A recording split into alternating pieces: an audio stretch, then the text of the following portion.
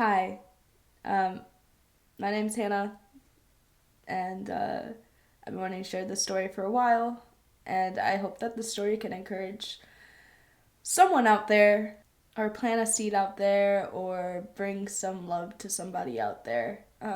Or if you just feel like you want to get to know and me or understand me better, this could also be that. This is my first ever YouTube video, also. It's going to be. Currently, I'm streaming this, so I have all of chat being really sweet to me in chat right now. But yeah, I have no idea how to start this, so we're just gonna get going. Okay, so Hannah was born in Shreveport, Louisiana, in kind of like, I wouldn't call it a ghetto area, but it was a poor area. There was like one street. It wasn't really a neighborhood. We just lived on this street, kind of not really in the middle of nowhere, but like it felt like it was. It was just a bunch of like random houses and like empty plots. And the house I lived in had two rooms and one bathroom, and me and my sister shared a room. My sister's older than me, and my mom and dad was in the room across from mine. I guess the more important things about this story is what I'm going to tell you guys. I'm going to skip a lot of things that have to do with my personal life.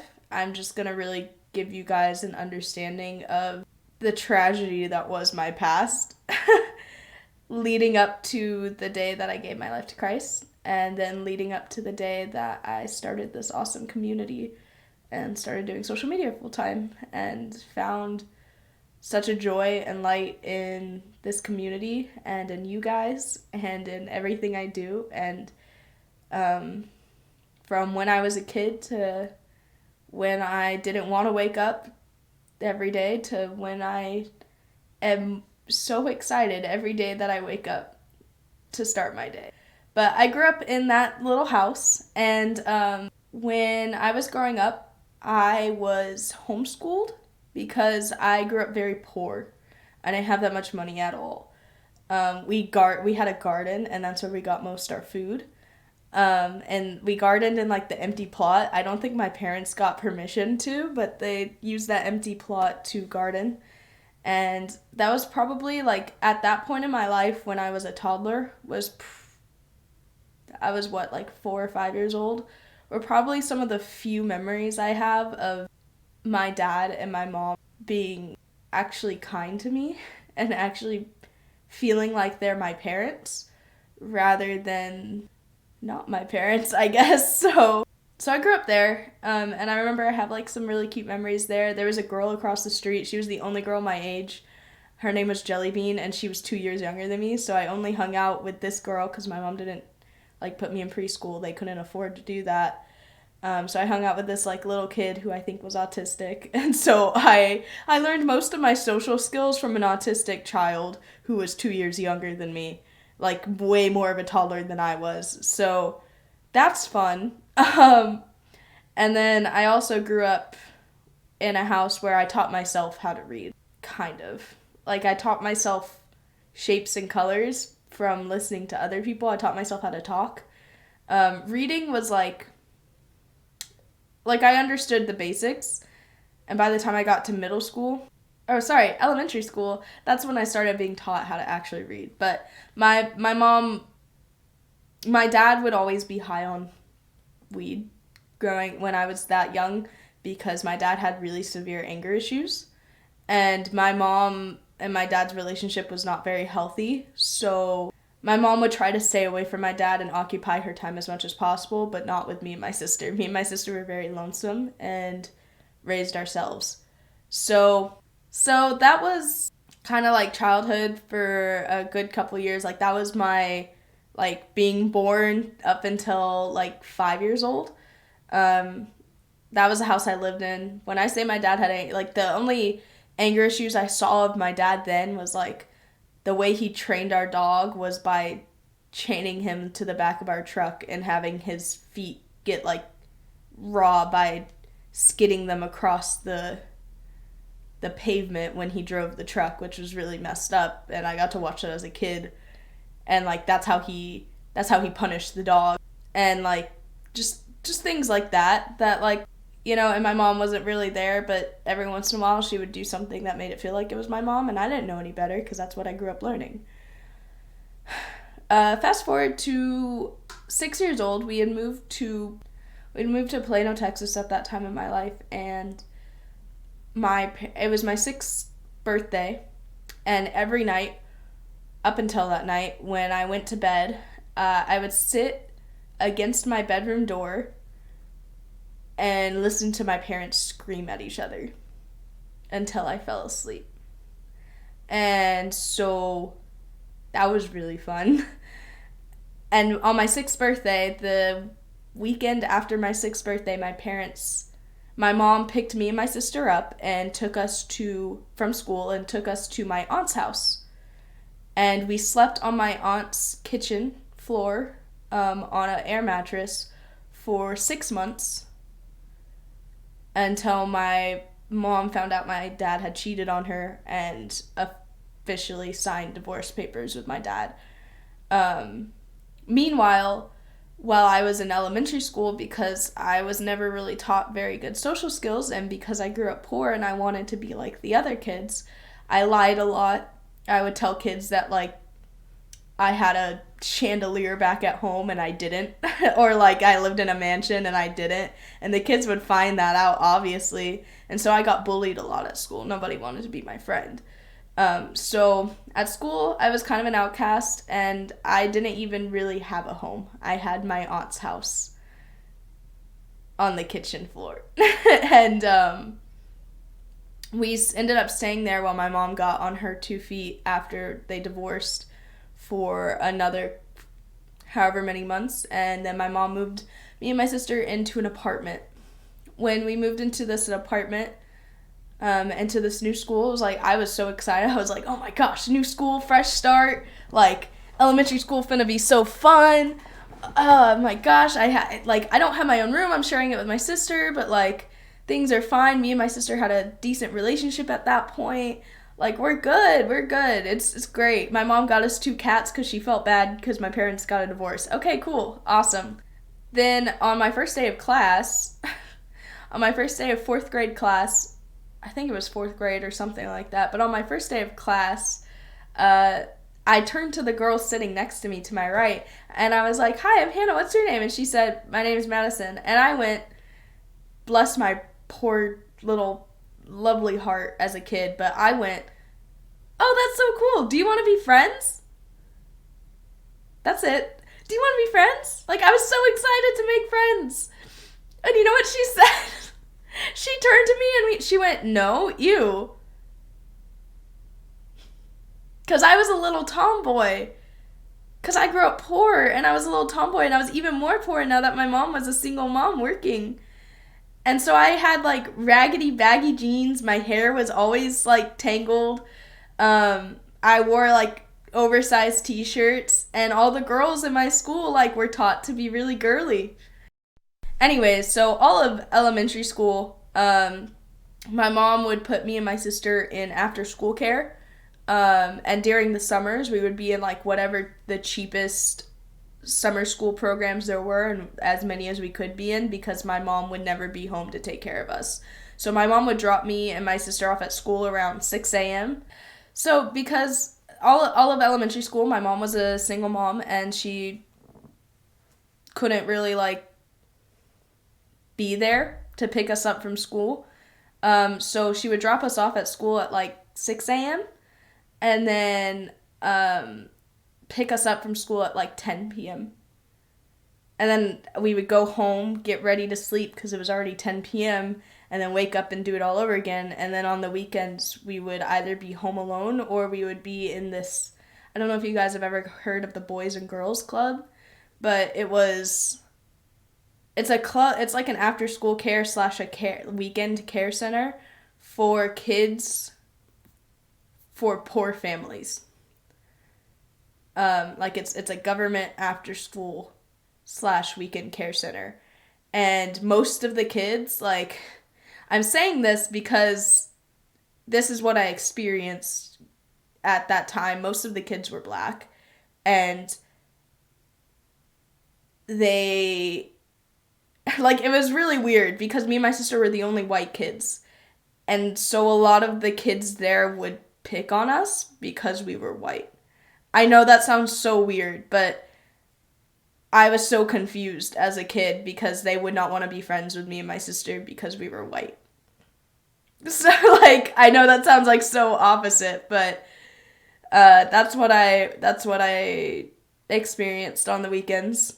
And then during elementary school, that girl that I told you about, she and her friends bullied me really bad at school. Like, when I say really bad, one time she dragged me across the concrete, like her and her friends dragged me across the concrete, and the shirt went up my back, like, you know how, like, your clothes will, like, ride up, and my whole back was on the concrete, being scraped across the concrete, like, completely raw, like, bleeding, and I was crying and screaming and asking them to stop, and they wouldn't stop, and they were laughing, and then whenever that ended, the teacher that was watching over us during, like, the playground time or whatever, pulled me over because I was, like, tattletaling on this girl. Like, I was like, teacher, like, look what she did to me. It hurt so bad. Like, that's not okay. But she was teacher's pet, and her parents also, like, this, I know it sounds, like, so crazy, but, like, her parents, like, helped pay for stuff in the school and stuff. And so, and this woman would also, like, babysit the Madison, the girl who was, like, bullying me the most after school. So she favorited her. So she put, instead of, like, her getting in trouble, I was put in timeout and had to sit and watch the other kids play because I got hurt. And I told my mom about it, and my mom tried to talk to Madison's mom about it, and then her mom was like, oh my gosh, that'll never happen again. So I got pity invited to a lot of things with the girls and would be bullied anyways. And this would continue to happen for all of elementary school. And then, meanwhile, I would go home, and my sister started getting kind of angry. My sister had alopecia, so her hair would fall out at a young age. She's better now, but at the time, her hair would fall out, and you're not allowed to have hats or bandanas or anything in your hair at school. But my sister got special permission to wear a bandana to cover the front of her head because her hair was gone up until right here because she had a medical condition.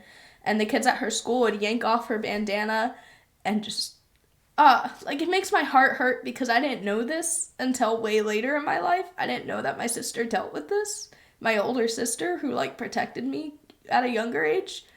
But she dealt with that at school, and she was bullied really bad at school. She would come home and take that out on me, and we shared a room, and my mom was rarely home, so I would go to school and I would be bullied, and then I would come home and then I would be bullied. So I didn't have a safe place.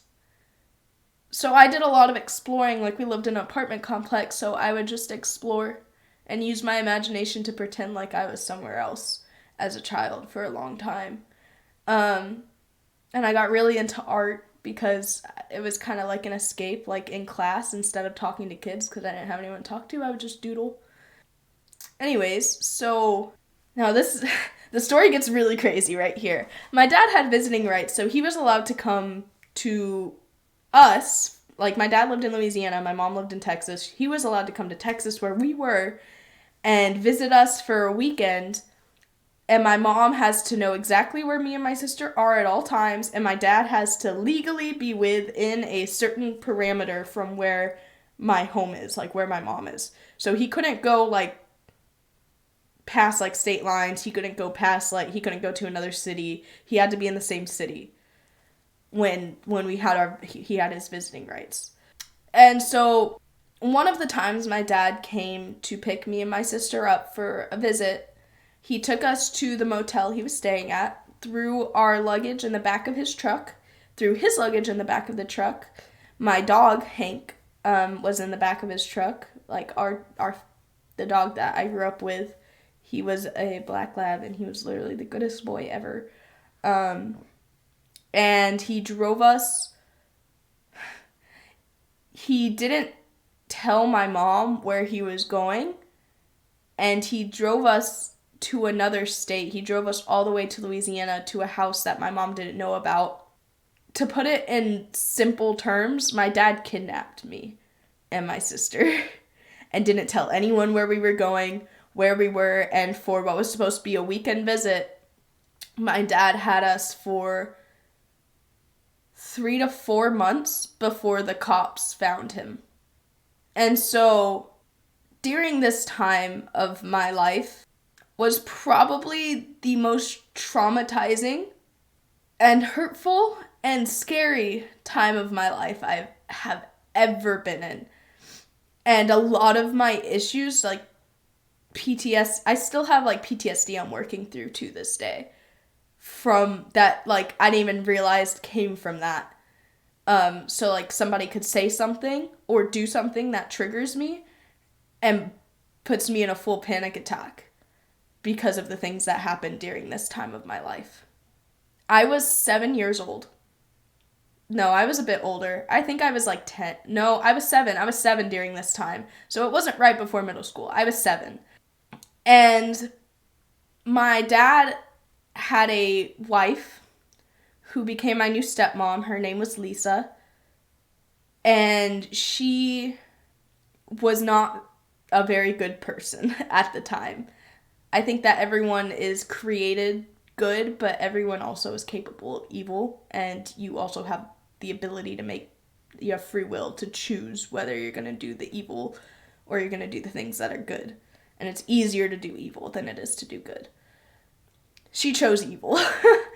And so he drove us to this house where I met my new stepmom, where I was, like, a really easy word to put it is I was basically brainwashed because I was so young, me and my sister, to call her mom and to forget about who my actual mom, I was basically told, like, I'm never going to see my mom again. This is my new mom. If I don't address her as mom, I get beat. And so, this was my new mom.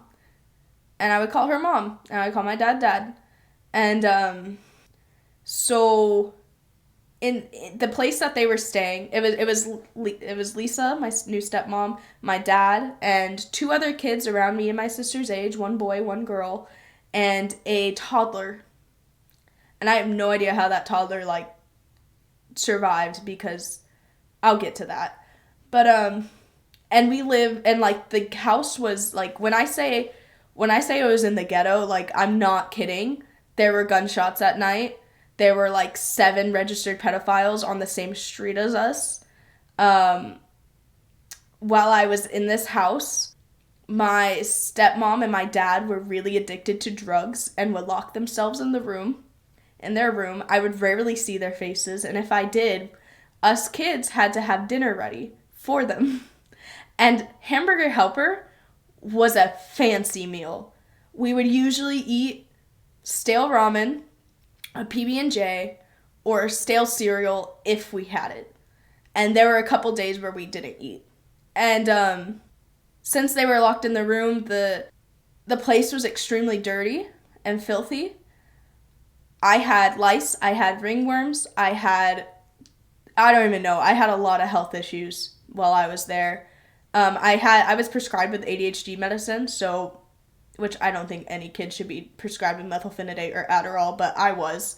And so I, as a kid, got addicted to my medication because I needed it now, and now I couldn't concentrate or sit still without my medication because the doctors decided it was a good idea to prescribe a 7-year-old to take Adderall and or methylphenidate, because I know I changed it throughout my course of life. And so I was addicted to that, but my parents took my medication and would get high off of it in their room, so I really struggled with staying still and not feeling anxious all the time in this house. And when I say the sanitary was really bad, like, we used a rag as toilet paper and would wash it in the sink and then reuse it. Like, we didn't get toilet paper. That's how we cleaned ourselves after going to the bathroom. Number 1 and 2. Like, that was it. That was what I was living. the type of place it was the type of place where I would hide under a table with my sister. They would leave the door open, and while my dad was at work and my stepmom was locked in her bedroom, high off whatever it was, there were multiple times that there would be a guy who just walks into the house, like just random people who walk into the house, grab whatever they want, leave, or walk into the house. Like I've seen somebody walk into the house with a gun, like something out of a movie, dragging against the ground, walk in and walk right out. And there were times where my sister, because she was a bit older than me, thank God, she understood enough to lock me and her in the bathroom while the other two kids got molested by random people who would walk in and take advantage of these kids. And me and my sister would put something over my ears while that happened, so I didn't have to remember that. I didn't realize I would get this emotional. Oh my gosh. So that was, and the worst part, and here's where it really gets into my testimony of coming to Jesus. My understanding of Jesus started around this age. My dad was really abusive in this situation. He would beat me and my sister with the metal part of a belt until we passed out. And then he would yank us up by our hair and scream at us to tell him where we learned that trick. And he was referring to the fact that we passed out. He would scream at us how we learned how to fake pass out, even though we actually passed out, until we lied to him and told him we learned it on TV. I was taught to lie at a very young age to survive. And while my dad was doing all of this, he would read the Bible to me and my sister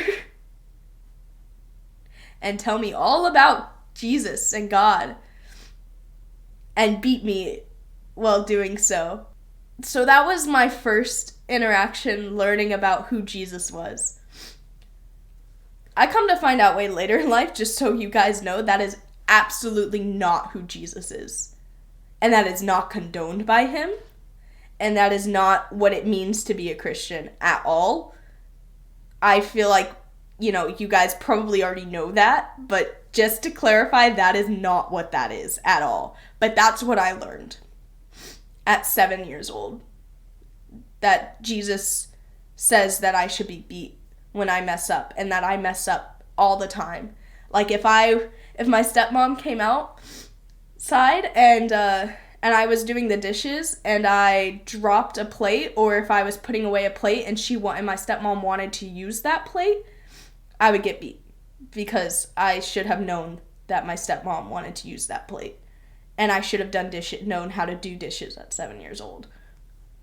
Nobody taught me. If the other kids, the two kids of the stepmom, decided that they were mad at me or my sister, because they would also bully me, they would tell on me to the stepmom, and then my dad would beat us. So, there was one time, because she took my ADHD medicine, right? So I had a really hard time staying still. I had a really hard time not talking and staying still and not being, constantly doing something, because I was prescribed with ADHD, and I was given Adderall methylphenidate. I can't remember which one it was at the time because they switched it out later, at a young age. And so I was addicted to that, and then my stepmom would take it to get high off of, so I didn't have any medication that I was already addicted to, and I was prescribed with ADHD, so I was already struggling with that. And something that their kids thought would be a great idea, because we were terrified of making her kids angry or scared, or not angry, or we just didn't want to be in trouble by her kids, because if her kids said that we did something wrong, we'd get beat. So something that the kids made us do is we sat crisscross. Yeah, so basically I was sitting crisscross against the wall, wasn't allowed to move, 5 hours. It hurt so bad because my entire body fell asleep, to the point where I couldn't move even if I wanted to. I couldn't feel my body. And every time we moved, we would get a tally mark for how many spankings or beatings we would get, and I was terrified of that. So it was funny too, because my dad ended up coming back from work that day, and or that night, and they never even told, like, they tallied up marks and never even told my parents or like my stepmom or my dad about it. We were just sitting there for 5 hours for no reason at all, being literally tortured. Like, that was literally torture. Like, being so terrified and being forced to sit still, completely still for like 5 hours straight and not move your eyes. Even all you could do is breathe. That's literally torture. Yeah, that was that time of my life. Yeah, so that was my first encounter with being taught what a relationship with Jesus meant, but what it meant to be a Christian, but it wasn't what that was. Like, it was so unhealthy and evil and terrible, and that's what I was taught, like, at 7 years old, what Christianity was. Not to mention, I actually, like, almost was killed during that time of my life. When nobody was home because they went to go get snow cones or something like that, and I was bad, so I stayed at home, and my stepmom was taking a nap or something. She woke up high on whatever she was high on, got pissed at me for something, and she started beating me, and she would try to choke me, and I got out of her chokehold, and I ran away from her, and I ended up in the backyard, and my dog, Hank, the good boy that I talked about. Let me just clarify, like, I don't know for sure if I was going to be killed, but the look in her eyes and the anger just seething off of her, and it just, like, something looked so off. Like, I just knew in my heart that if I didn't get away from her, I wouldn't make it. And that was really scary at 7 years old. And my dog, Hank, who was kind of a puppy when I was born, and now he's a big dog. Mind you, this dog had been kind of starving with me and my sister at the same time. And this dog, somehow, though he was starving and had barely any muscle on him, broke free from his chain, a literal chain to the ground, and bit my stepmom, and my stepmom ran into her room. How does a dog with no strength on him break free from a chain to the ground? Later in my journey, like, I don't know about you, but, like, that was a God moment. Like, that was protection. I look back on a lot of my childhood, and I realized even when I wasn't Christian and I didn't give my life to Christ, God was still there protecting me. Anyways, my dad later pulled a gun out on a kid because this kid was like 17 and my sister was like 10. And this kid was trying to like have a sexual relationship with my sister. And so this kid, my dad pulled a gun out on the kid, and then the kid pulled a gun out on my dad. And then the police got called, and then my dad was found. My dad was taken to jail. Me and my sister were brought back to my mom.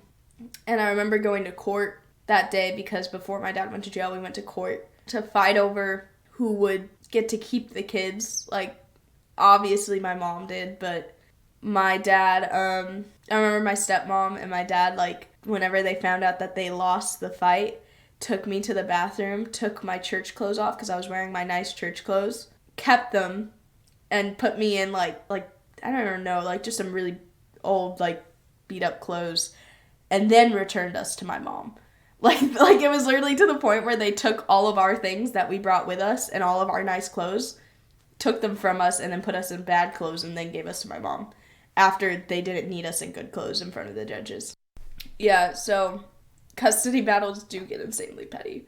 And I was back and forth between, like, whenever I was back and forth between my mom and my dad, it was really confusing because I was constantly told how terrible my mom was, how witchy she was. I try not to curse, but how witchy she was, how terrible she was, how awful of a human being she was. And then whenever I was with my mom, it was how terrible my dad is, how awful of a human being he is, how manipulative and terrible and narcissistic he is. And it just, no matter who I was with, it was constantly like, here's all the terrible things the other person did. I'm going to put them down. So my mom had custody now. I wasn't in an abusive place, was I? But being with my mom was not much better. So we'll get to that. Yeah, so me and my sister ended up going to therapy at a young age. Honestly, didn't really help. Really didn't. I think therapy can be really helpful. I'm not saying that it's not. I think therapy is so good and awesome, but the therapy that I was getting really did not fix me. Finished elementary school, still bullied there, still bullied at home. After the whole dad thing, my sister became way more evil towards me. Like, the fights between me and my sister, it was like, go kill yourself, were like the words that were said. Like, it was just like, okay.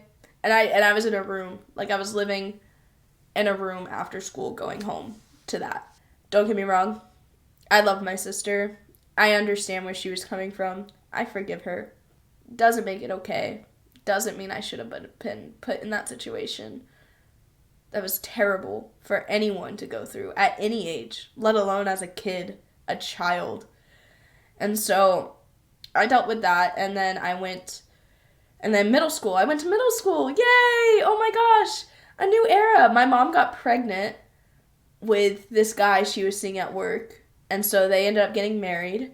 So now I had a stepdad, and my stepdad made decent money, but my mom didn't work. So we moved to a nicer area, but we weren't like poor, like dirt poor, like the way we were. But compared to the other kids in my area who were rolling up to school with their parents buying them a brand new car, and it was like a Mustang or a Mercedes or a BMW, like, I was kind of the poor kid. Like, everyone I knew from high school and middle school had a 2-story house, and I was the only kid with a 1-story house. But it was a new time in my life. I was a theater kid. Wow, crazy, I know. I made a couple friends, not good ones. Those friends also bullied me, but said they were my friends, and then bullied me.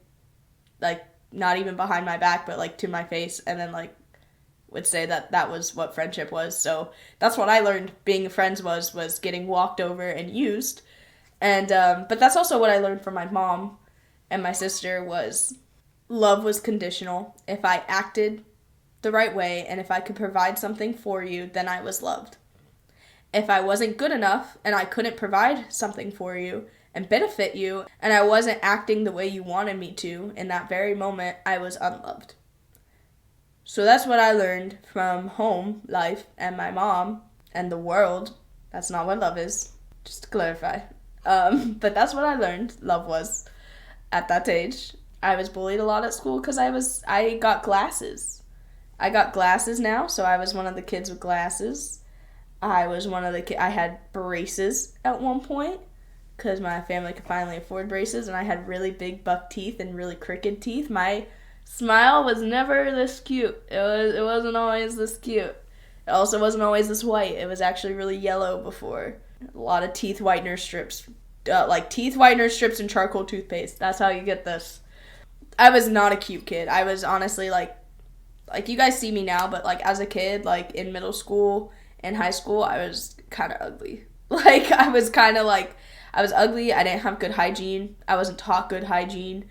I had braces, I had glasses, I had freckles, I didn't know how to do my makeup. I wore baggy jeans and t-shirts, but not the cute kind, like the kind that look like they don't fit quite right, and they're really dirty, like kind of 2 days old dirty and kind of musty, and have a couple holes in the t-shirt. That was me. I was that kid in middle school. So that was middle school. I was bullied a lot.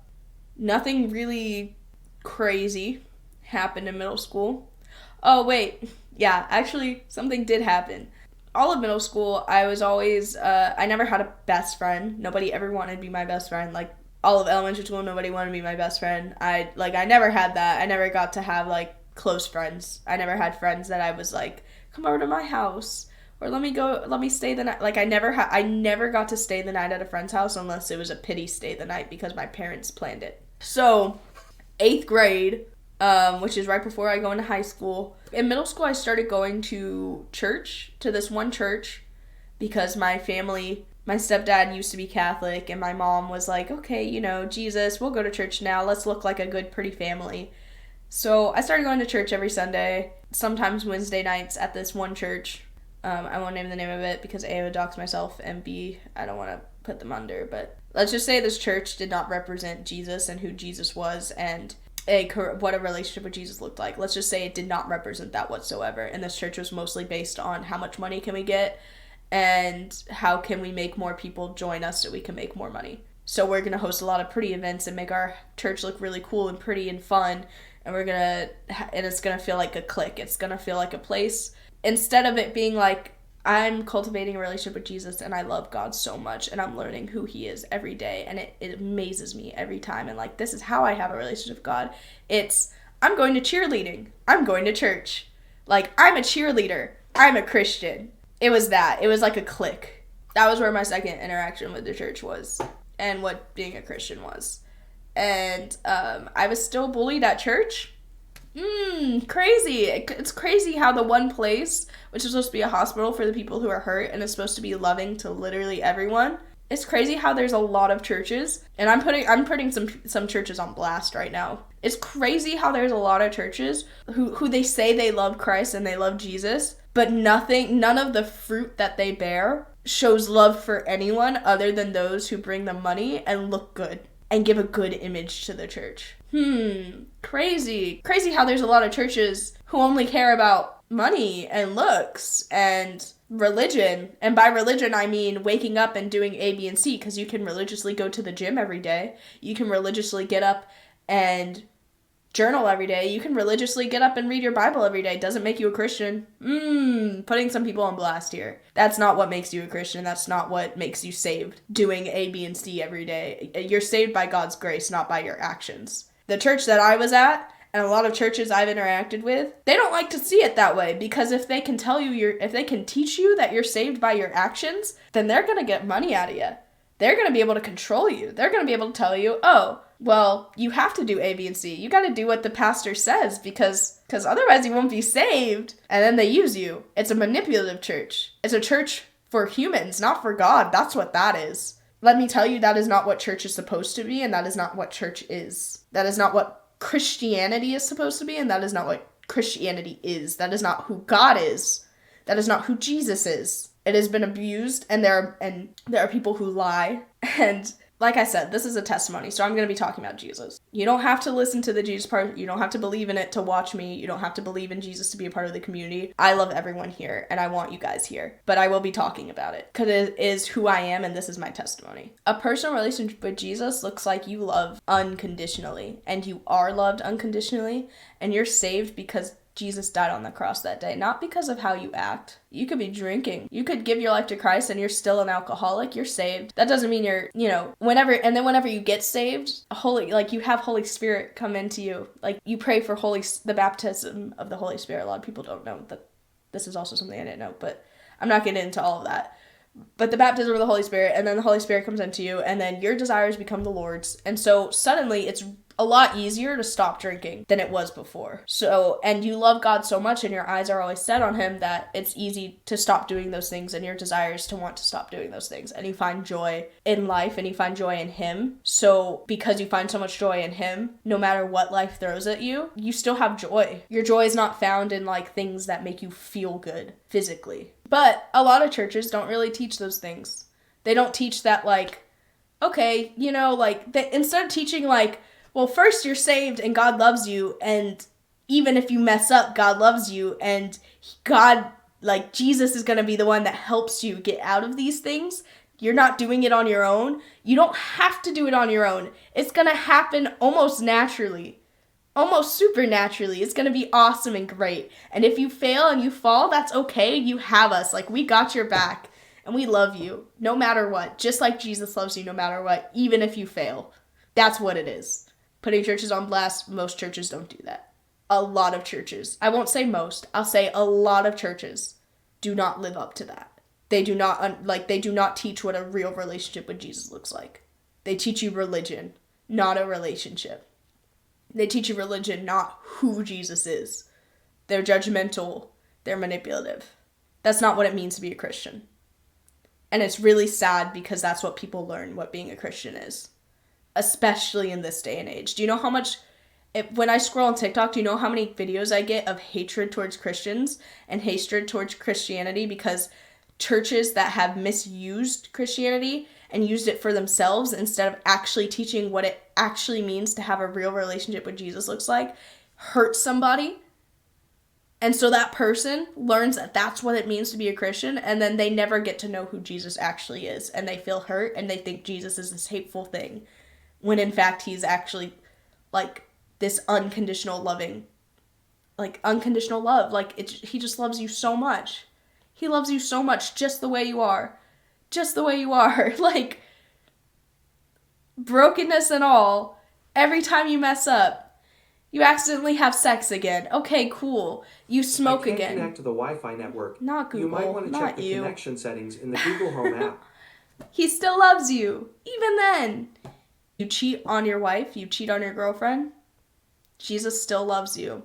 Not that he's not saying that's okay. That's not okay. But you're still loved. It's unconditional. You're still loved even then. Doesn't make it okay. Doesn't mean there's no consequences, but you're still loved. That's what Jesus is. Anywho, back to my story. I'm sorry that I went kind of off. So, middle school, 8th grade, I went to a church that was not very PogChamp, for lack of a better word, and didn't actually teach the principles of what Jesus actually was, and, like, didn't actually teach the gospel, and didn't actually teach love. And so I got conditional love from that place. I felt very cliquey. I was bullied at church too. But then there was this one girl. It's so funny because this girl was literally a Satanist and she was going to this church. She was a Satanist and she was going to this church and she still worshipped Satan at the same time. It wasn't like the church was just like, hey, like, we're here for you. It was like she was like converting other people within the church, like, to being a Satanist.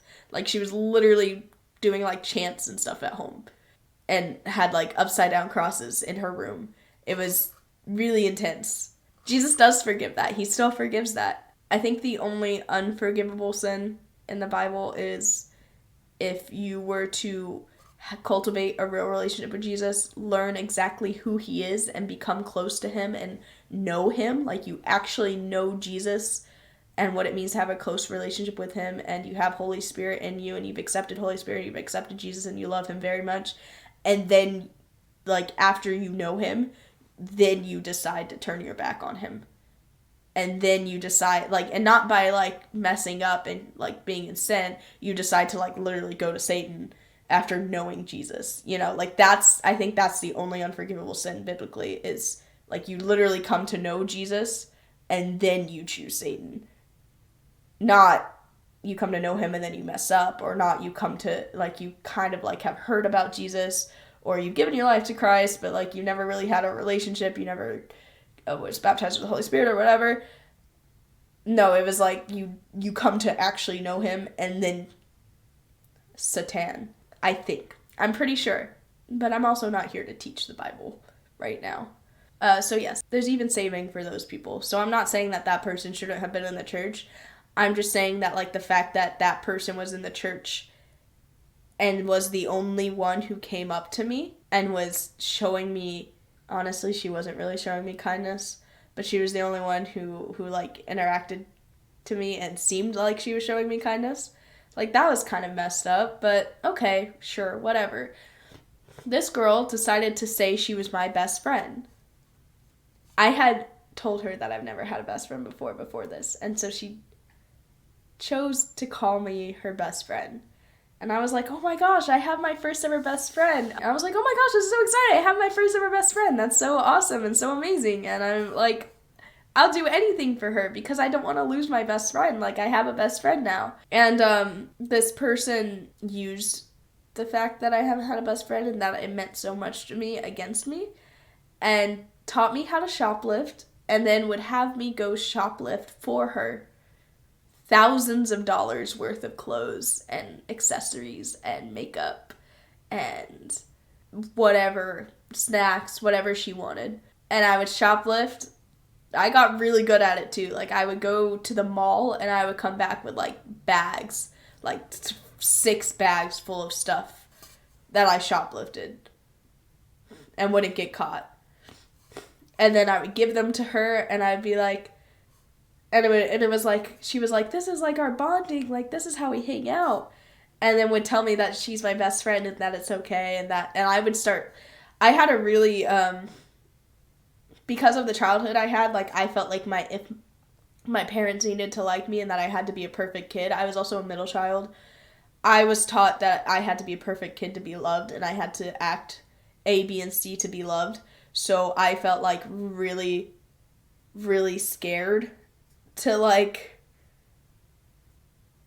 I was really scared about not telling my family about this, and I felt terrible that I was shoplifting. Like I felt so guilty because I was like, oh my gosh, if my parents ever find out, they won't love me. Like that was what I learned. And so I eventually, like, I couldn't handle it anymore. Well, don't worry, I'm not done with it.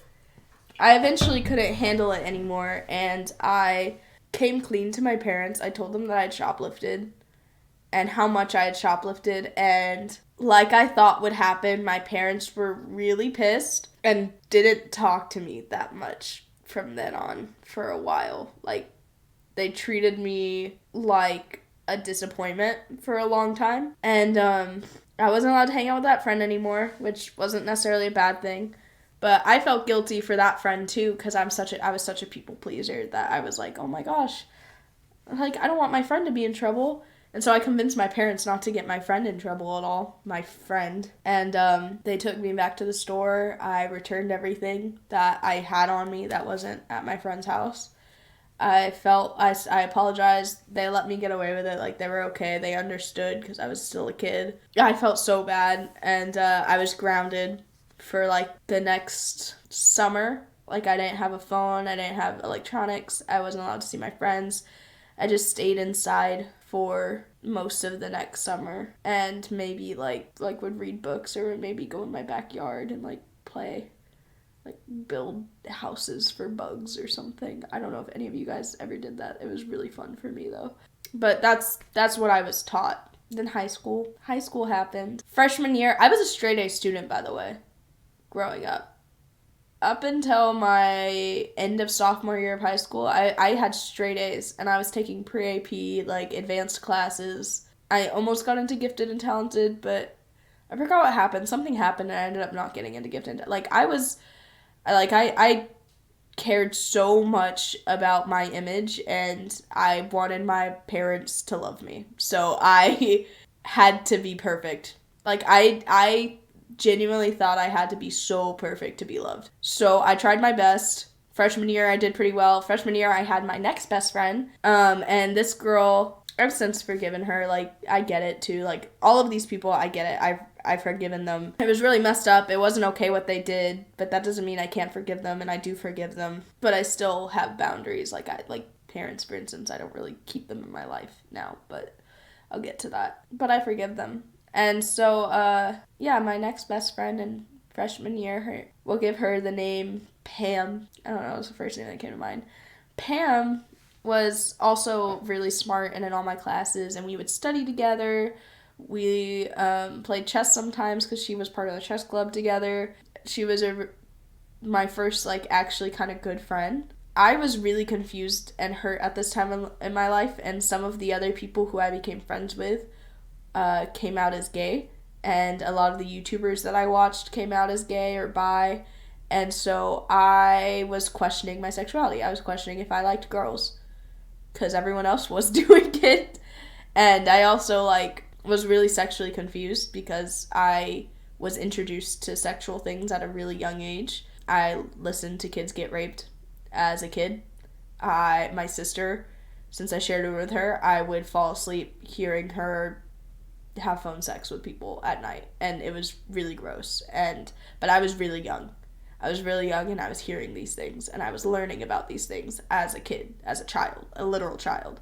So I was really confused about my sexuality and everything about sex. Like, I thought that I also, like, learned at a young age that, like, sex kind of, like, in movies and books and the things that I was watching and reading and hearing from other kids my age, that, like, sex was kind of the equivalent of love, and you can't have love without sex. And so I was also just really confused about my sexuality. I also just wanted to be loved by everyone. So I was like, well, maybe I'm also like bisexual. Like maybe I just like love everyone. So I want to be loved by everyone. And that means having sex with everyone. So like maybe I'm bisexual. So I thought I was bisexual. I was questioning it at that age. And I told my best friend at the time, Pam, and she told some of her other friends that she started becoming friendly with. And I warned her that I felt like they weren't very good people or very kind people, and she still kept getting closer to these people. And she told those people that I was questioning and I was keeping it relatively secretive. And they told her that I had a crush on her, probably. I wasn't even sure if I was gay or not. I was just questioning it. And now, like, for those of you who don't know, I'm straight. I know now that I'm straight, but I was really confused at the time, and I wasn't sure what I wanted or who I was or what love was, or I just wanted to be loved, and I thought that it was yeah. So I was really confused for a long time, and for a long time, like, I'll get to that. So me and my friend Pam, my friend Pam her friends started making rumors that I liked my best friend, and then soon everyone knew that I was questioning, and I was kind of like, I kind of lost my best friend, and she stopped talking to me, like, without saying anything. And I found out through random people that I had a crush on her, apparently, and so she didn't feel comfortable. And I was like, what? I've never said that, and I wasn't even sure, like, where did that even come from?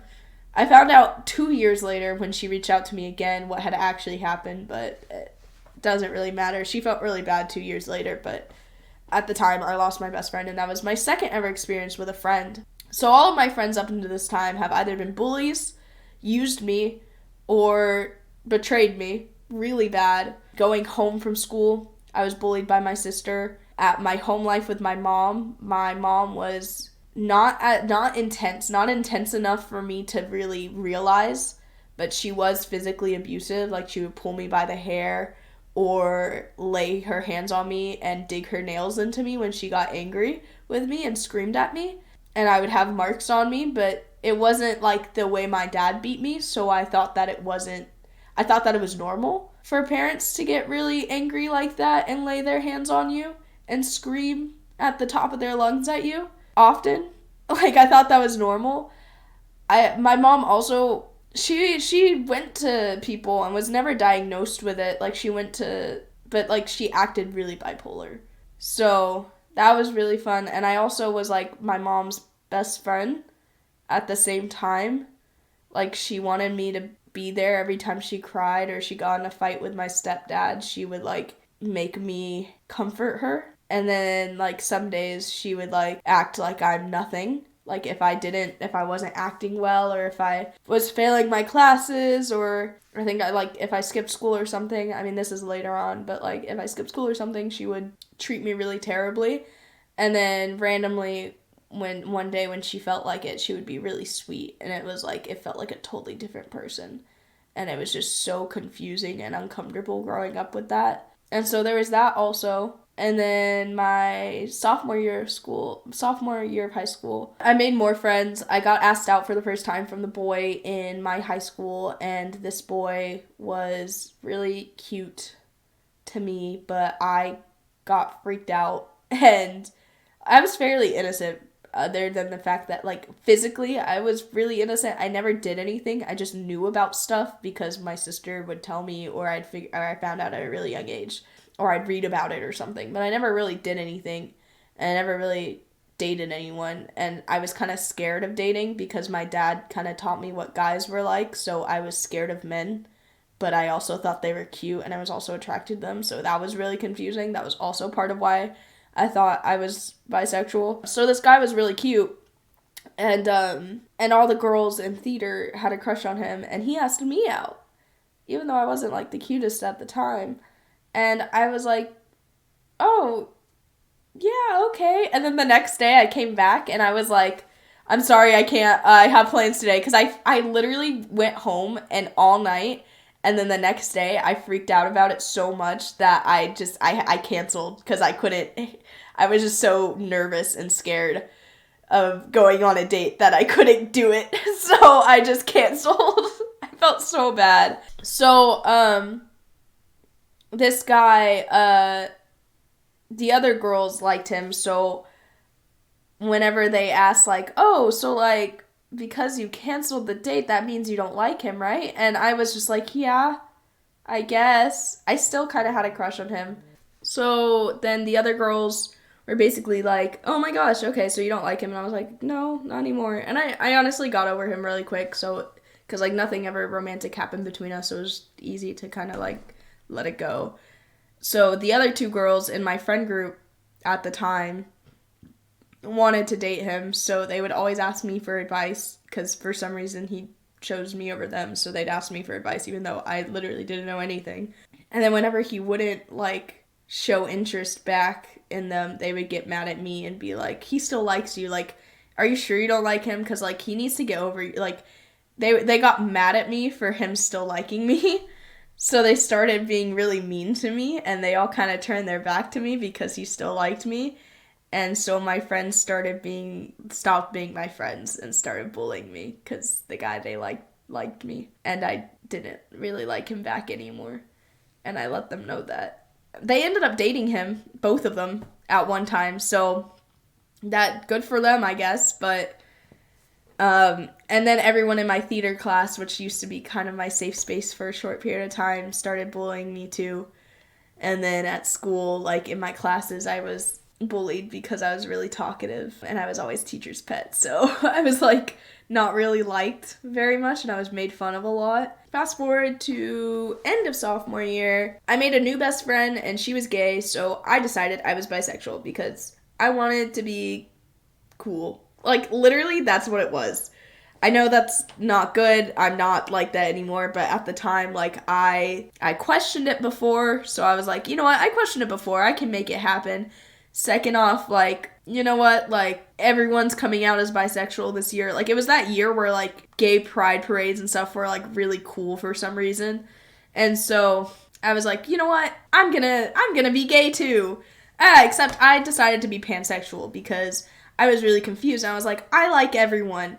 And I'll kiss everyone, and I don't care. Sex, like, I don't know. I didn't understand. I thought sexual stuff meant love, and I wanted to be loved by everyone. So I just, like, I'm straight now, but I want to be loved by everyone. So I was like, oh, well, then I'm pan. That means that I can love everyone, and that's what sexual stuff meant to me. And then because my friends were like, the friends that started accepting me were, like, the queer kids at school. And so I got really deep into that.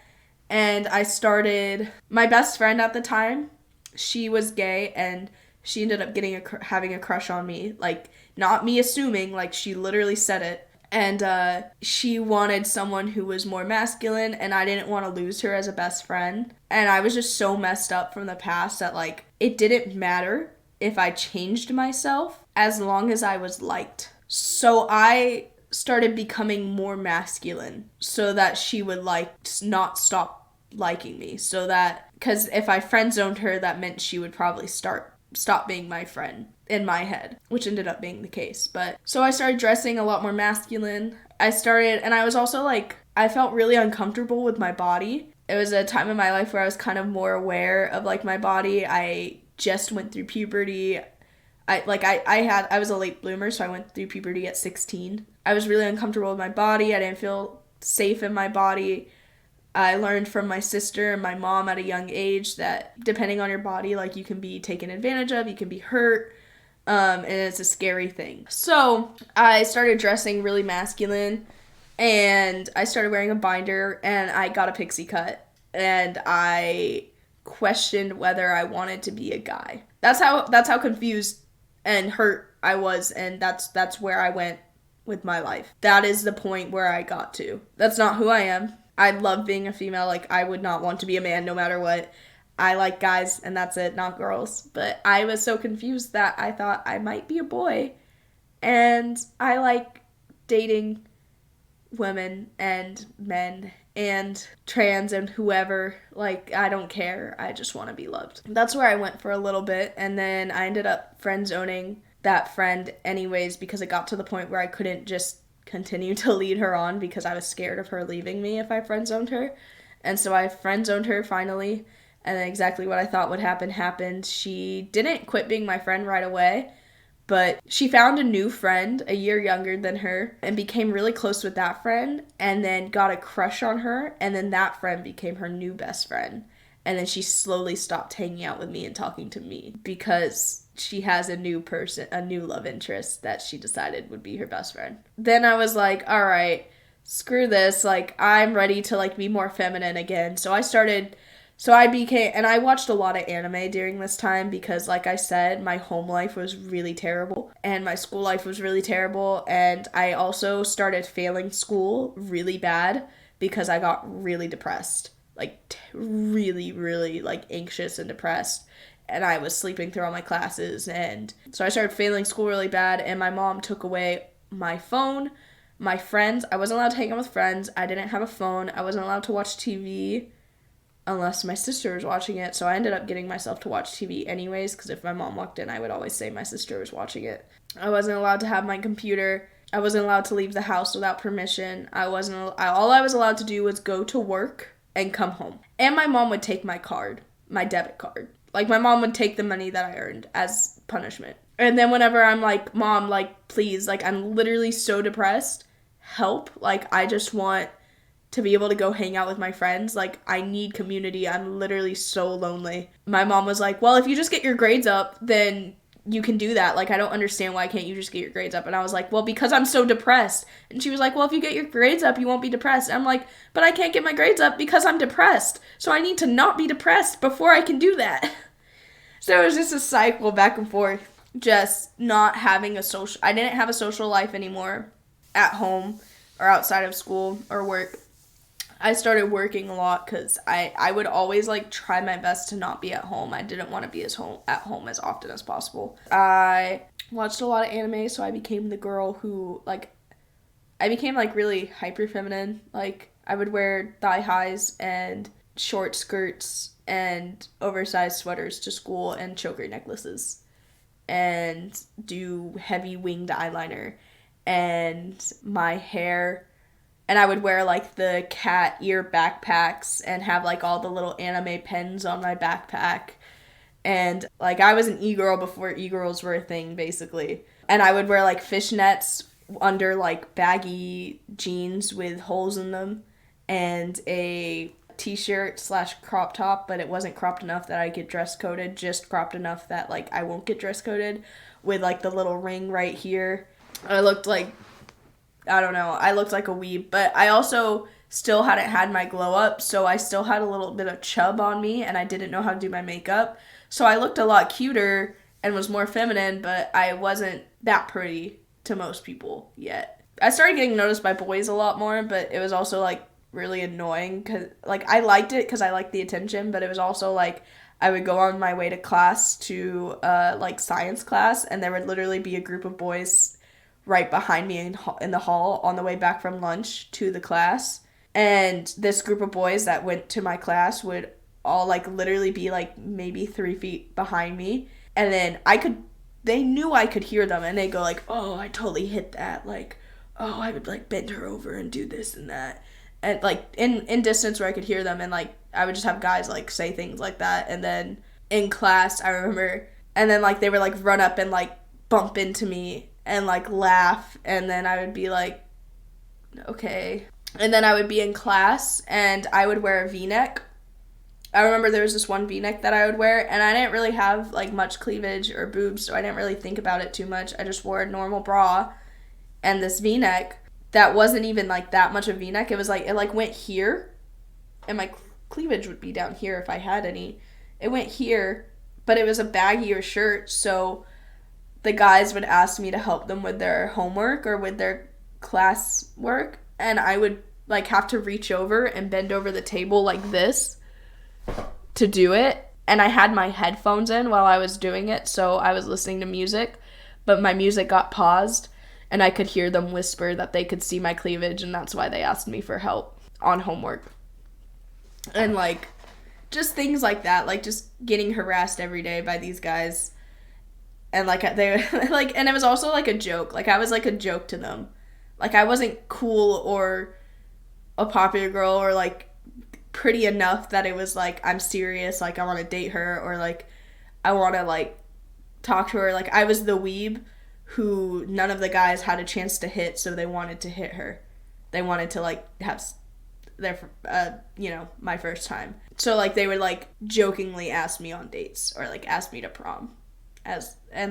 But, like, they, like, really, like, were super obvious about the fact that they only wanted to do that if I, like, they said it, like, basically straight on, but using, like, language where the teachers wouldn't understand, that, like, they would take me on a date if I let them hit.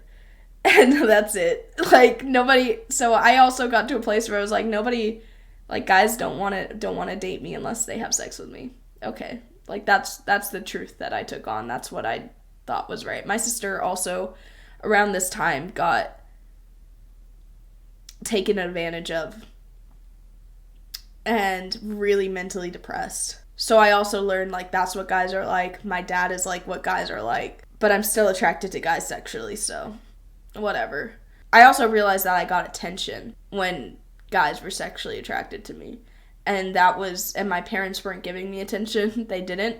Like, nobody gave me attention. I didn't have friends. So the only time I got attention or had people like me was when I was being sexualized. So that summer, this part is always a really hard part to talk about, but I really want to talk about it because it's a part of it. That summer, I downloaded Tinder, and I was 17 years old, and I said I was 18, and I was supposed to be grounded, so I was sneaking behind my parents' back and, like, told them I was going to work, and this guy was giving me attention, and I, like, insinuated sexual stuff online with him, but we never, like, actually did anything, but I insinuated it heavily, and he picked me up, and we went to the mall, and then in the mall parking lot, we were sitting in the back of his car, like, after our little date, and let's just say, I don't really want to, like, talk about it deeply, but I had my first time taken from me that night, or that day, at 17, and it was my first time, and he was 24, and a lot bigger and stronger than me, and when I came home, my mom found out that I had snuck behind her back to go on this date,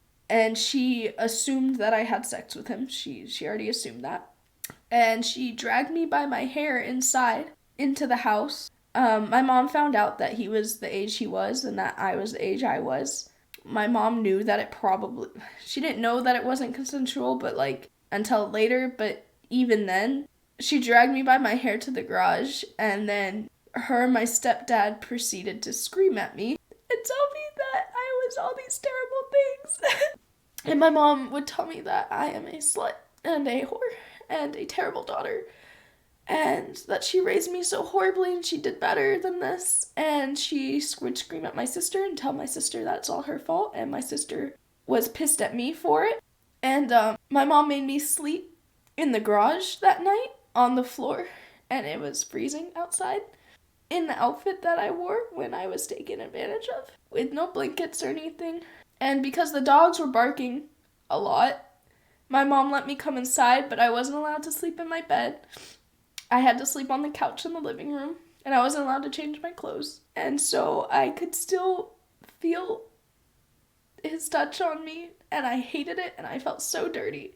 And the next morning, I was able to finally take a shower, and I took a 3-hour long shower, even though my mom would bang on the door to try to get me out. And I took a 3-hour long shower and just scrubbed so hard. Like, I felt so gross.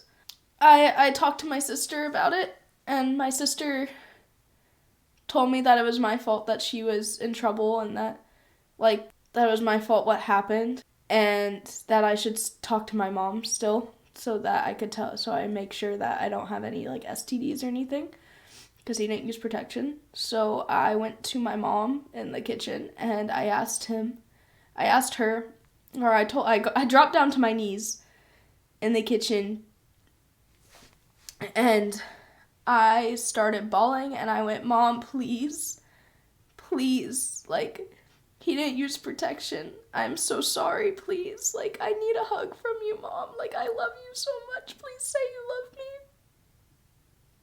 And my mom didn't talk to me. The one time you would need your mom the most. She didn't talk to me. She kept her back turned and kept cooking. And so she took me to the people who were supposed to check if I had STDs or something, and thank God I didn't have STDs or anything. I wasn't pregnant. And she handed me a Bible, and she was like, "It's gonna be okay." And in that moment, I associated the Bible and the fact that she handed me the Bible with all the hurt that I was feeling in that moment, and with the fact that my mom wasn't there. And it was like, really? Like, really?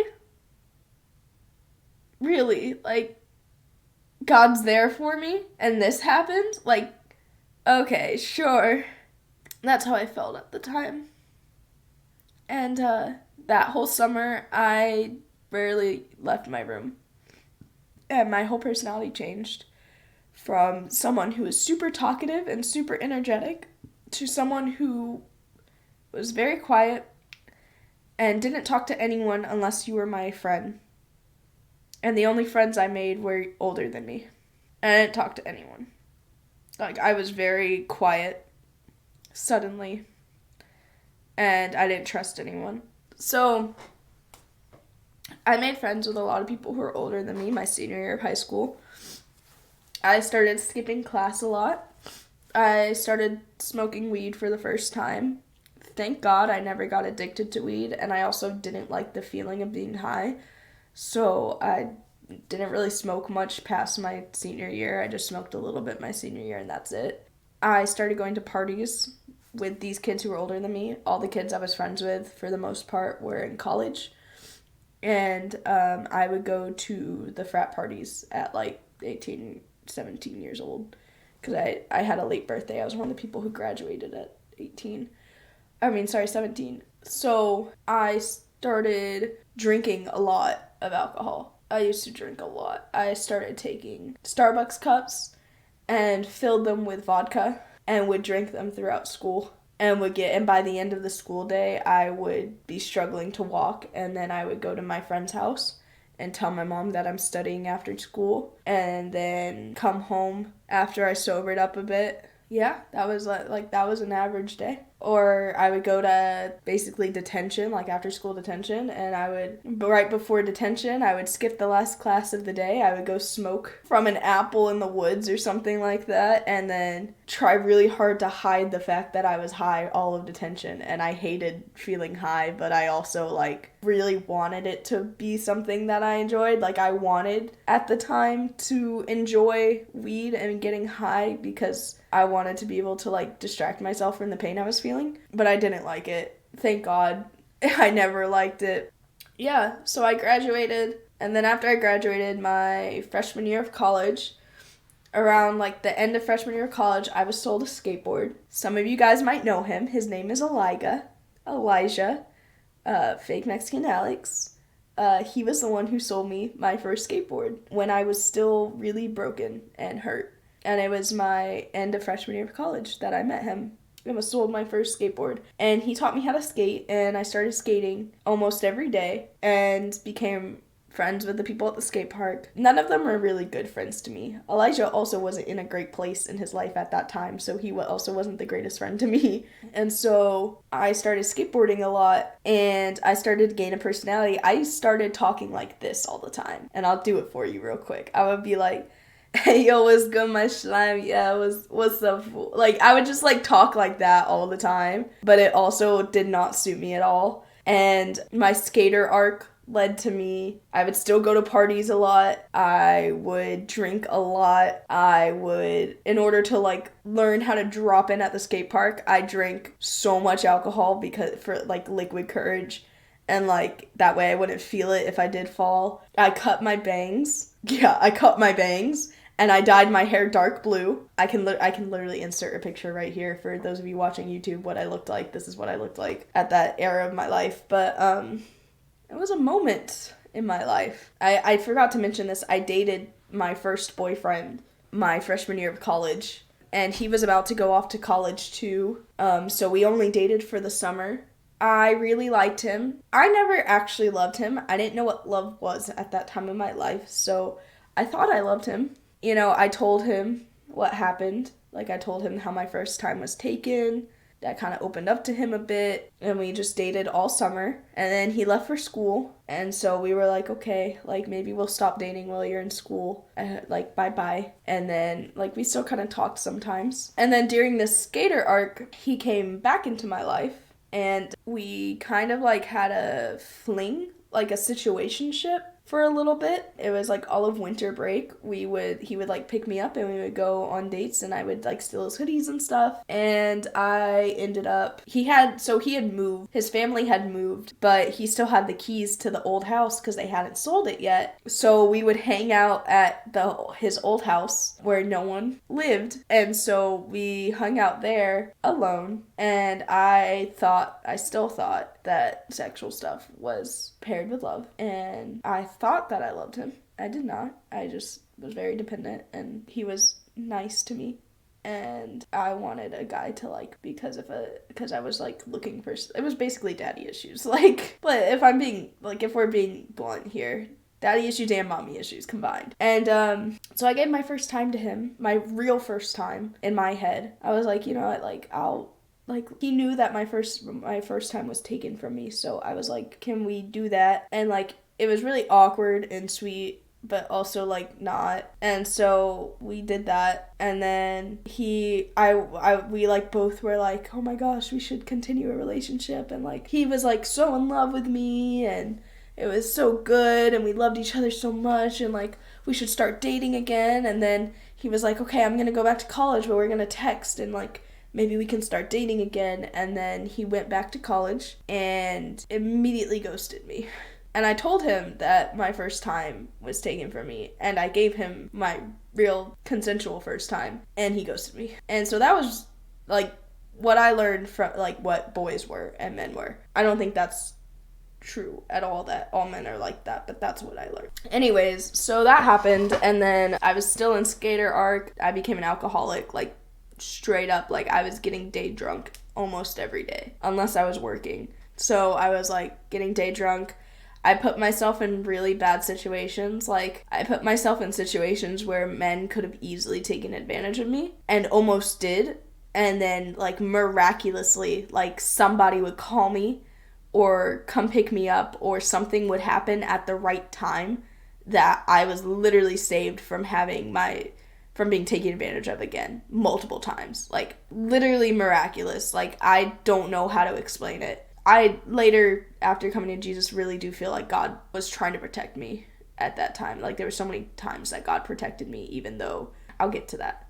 Also, I was like not nice. I was kind of really selfish and really mean, and like, I cursed a lot and I drank a lot.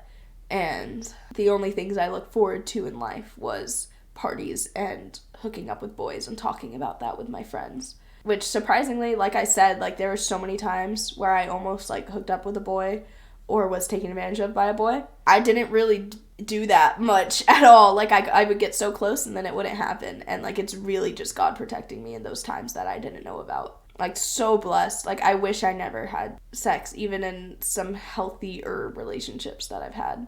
I wish that I could take that all back, because that has nothing to do with love. Like, that's not how you express or experience love. Love is so much more pure than that. Not that you can't have that with love. I think in the marriage bed that is so awesome and amazing and beautiful, but it's not necessary to have love. And I thought it was. Anyways, Elijah and I at the time, let's just say that, like, I thought he liked me, but he didn't. Nothing ever, like, happened between us, but, like, we kind of, like, flirted, but we never really did anything. Nothing happened. And then it was just, like, the time in life where we were completely different people than we are now. Like, we flirted, nothing ever happened, and then I met Alex through Elijah, and then Alex Like, there was one time where Alex was there, and then we flirted. And like I said, this was a time when we were completely different people and not in the greatest place in life. But there was one time that we flirted, and then it didn't, like, it was, like, obviously, like, unhealthy, and, like, there wasn't ever gonna be anything that happened, but I thought in my head something was gonna happen, and I just felt like I was being led on. And so Alex took me home that night and we would drive through, like, McDonald's, and he had to talk with me, and he was like, that's not good, right? And, like, you should, like, take care of yourself and, like, hold your head up high, and, like, you deserve better, right? Like, that, right? And I was like, yeah, I know. And then Alex and I stayed kind of friends, but after that, and, like, none of that ever, like, went anywhere or became anything, but after that, Alex and I became really close friends for a while. Like, we started talking to each other every night on the phone, and he was, like, the first person in my life that I ever, like, became friends with that I felt, like, understood me. And I misinterpreted that as, like, romantic feelings, and it wasn't. Like, we both did. And we both tried to date for a week, and it didn't work because Alex was Christian and I was not, and Alex did not want to have sexy fun time, is what I call it. And I did. At that time, this was, like, 4 years ago. This was 4 years ago. It lasted like a week where I was like, all I wanted was to have sexy fun time. Like, I basically tried to seduce this man, and he stood strong in his faith and was like, no, like, that is not what I want. And he was like, I don't think we should date, like, because he struggled at the time with that kind of stuff. With like it was a struggle to not do those things, as you could imagine, as a man. And I was just constantly putting him in those situations. And so Alex was like, no, sorry, we can't date. Like, this isn't working. And I think you're an awesome person, but... And like I said, thank God. It also was just unhealthy overall because, like, I wasn't in a healthy place. He wasn't in a healthy place. It just wasn't gonna be a healthy relationship anyways. And so I was like, okay, whatever. And I didn't really... I didn't talk to Alex for a while after that, because I was like, I only liked him, like, I don't know, it hurt my pride almost, and I was like, oh, I'm not gonna be close friends with him for a while. Like, I kind of distanced myself from him, because I also felt, like, really embarrassed, and I also felt like, in my head, like, that's what love was having a sexual relationship, and he didn't want to do that with me, but he wanted to date with me. Like, that's so confusing. And, but, like, it was just because I didn't understand, like, that it was, like, love. Like, even, like, friendship, like, just caring for, like, basic human love. And so, well, sorry, not human. Like, I would talk to him every now and then. I kept skateboarding. I had a couple other incidences where I almost got taken advantage of, but I didn't, by God's grace. And other situationships with guys that just ended up hurting me more, and friendships that hurt me more and, like, weren't healthy friendships and led to just more drama and hurt and pain. Hannah encountered real friendship and she was shook is correct. Like, Alex was a true friend and tried to be a really good friend, and even though he wasn't in the healthiest place in life at that time either, and I didn't know how to take it, so I ran, like, so far. And so but anyways, so I ended up what happened next? I was skateboarding a lot. I had more friendships that were unhealthy and messed me up and were, like, really terrible and made me not trust females. More situationships with men that made me not trust men. So, like, I was in a place in my life where, like, I didn't trust anyone at all. And then there was a time where my mom, like things at home would still be happening, where, like, my mom would literally, like, run away in the middle of the night, and,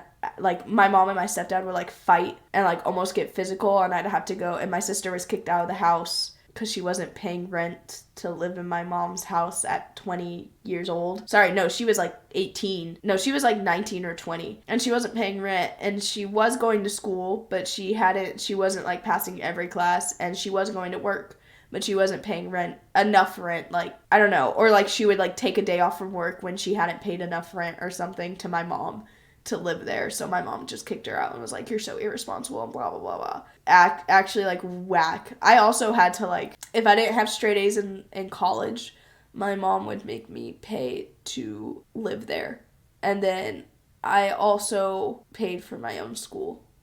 And my mom would also still, like, take my card from me. I finally got my driver's license, but I had to teach myself how to drive because my parents would never teach me, which is super dangerous. And then, like, I would literally sneak out at night and steal the car so that I could, like, teach myself how to drive. I also, if I left the house and I didn't come back by 10 p.m., I was locked out of my house. So if I didn't come back by 10 p.m., I had to find somewhere else to stay. So most of my college life, I stayed at other friends' houses, like 90% of the time. Yeah, so then the COVID hit and I was home. Now I couldn't run from my house, my toxic household. Now I had to be home every day. I wasn't allowed to hang out with people anymore. My stepdad got diagnosed with cancer, colon cancer. He got healed of it later. And my mom thought that, you know how everyone thought that COVID was so much scarier than it actually was and so much worse than it actually was? Well, my mom thought that too. Don't get me wrong, I also got COVID and it sucked really bad when I got it. I could see it being like a bad thing for people who had really, really bad health. But even my stepdad with cancer, like it wouldn't, I found out later too, it wouldn't have affected him that much. Like it would have affected him the same way it affected me or somebody else his age. So it wouldn't have killed him, basically. But I was 18 years old. I was 19 when the pandemic hit, I think. I think I just turned 19. No, I was 19 when was I? No, I think I was still 18 and I was going to turn 19 when the pandemic hit. Because I went to my freshman year of college when I graduated at 17. I turned 18, so all of my freshman year of college I was 18. And then maybe I had my timelines messed up this whole time. And then, what year did COVID happen? Was it 2020? Okay, so 2019 I graduated from high school. I was 18. I was 17. By 2020, I was 18 and I was going to turn 19. Okay, we figured that out. And I can't remember home story. Dude, there are some things that, like, there's so many things to remember that there are some things that are, like, not that important, like time. And by time, I mean like when something took place forever ago. Anyways, so I was 18. I snuck out to go see a boy. Surprise, surprise. I snuck out to go see a boy because I started sneaking out during the pandemic a lot. During the pandemic, I got really depressed. I got really, really depressed and I developed an eating disorder. I would eat like one bowl of fruit a day and a nice coffee. And then the one thing my parents let me go do was skateboard.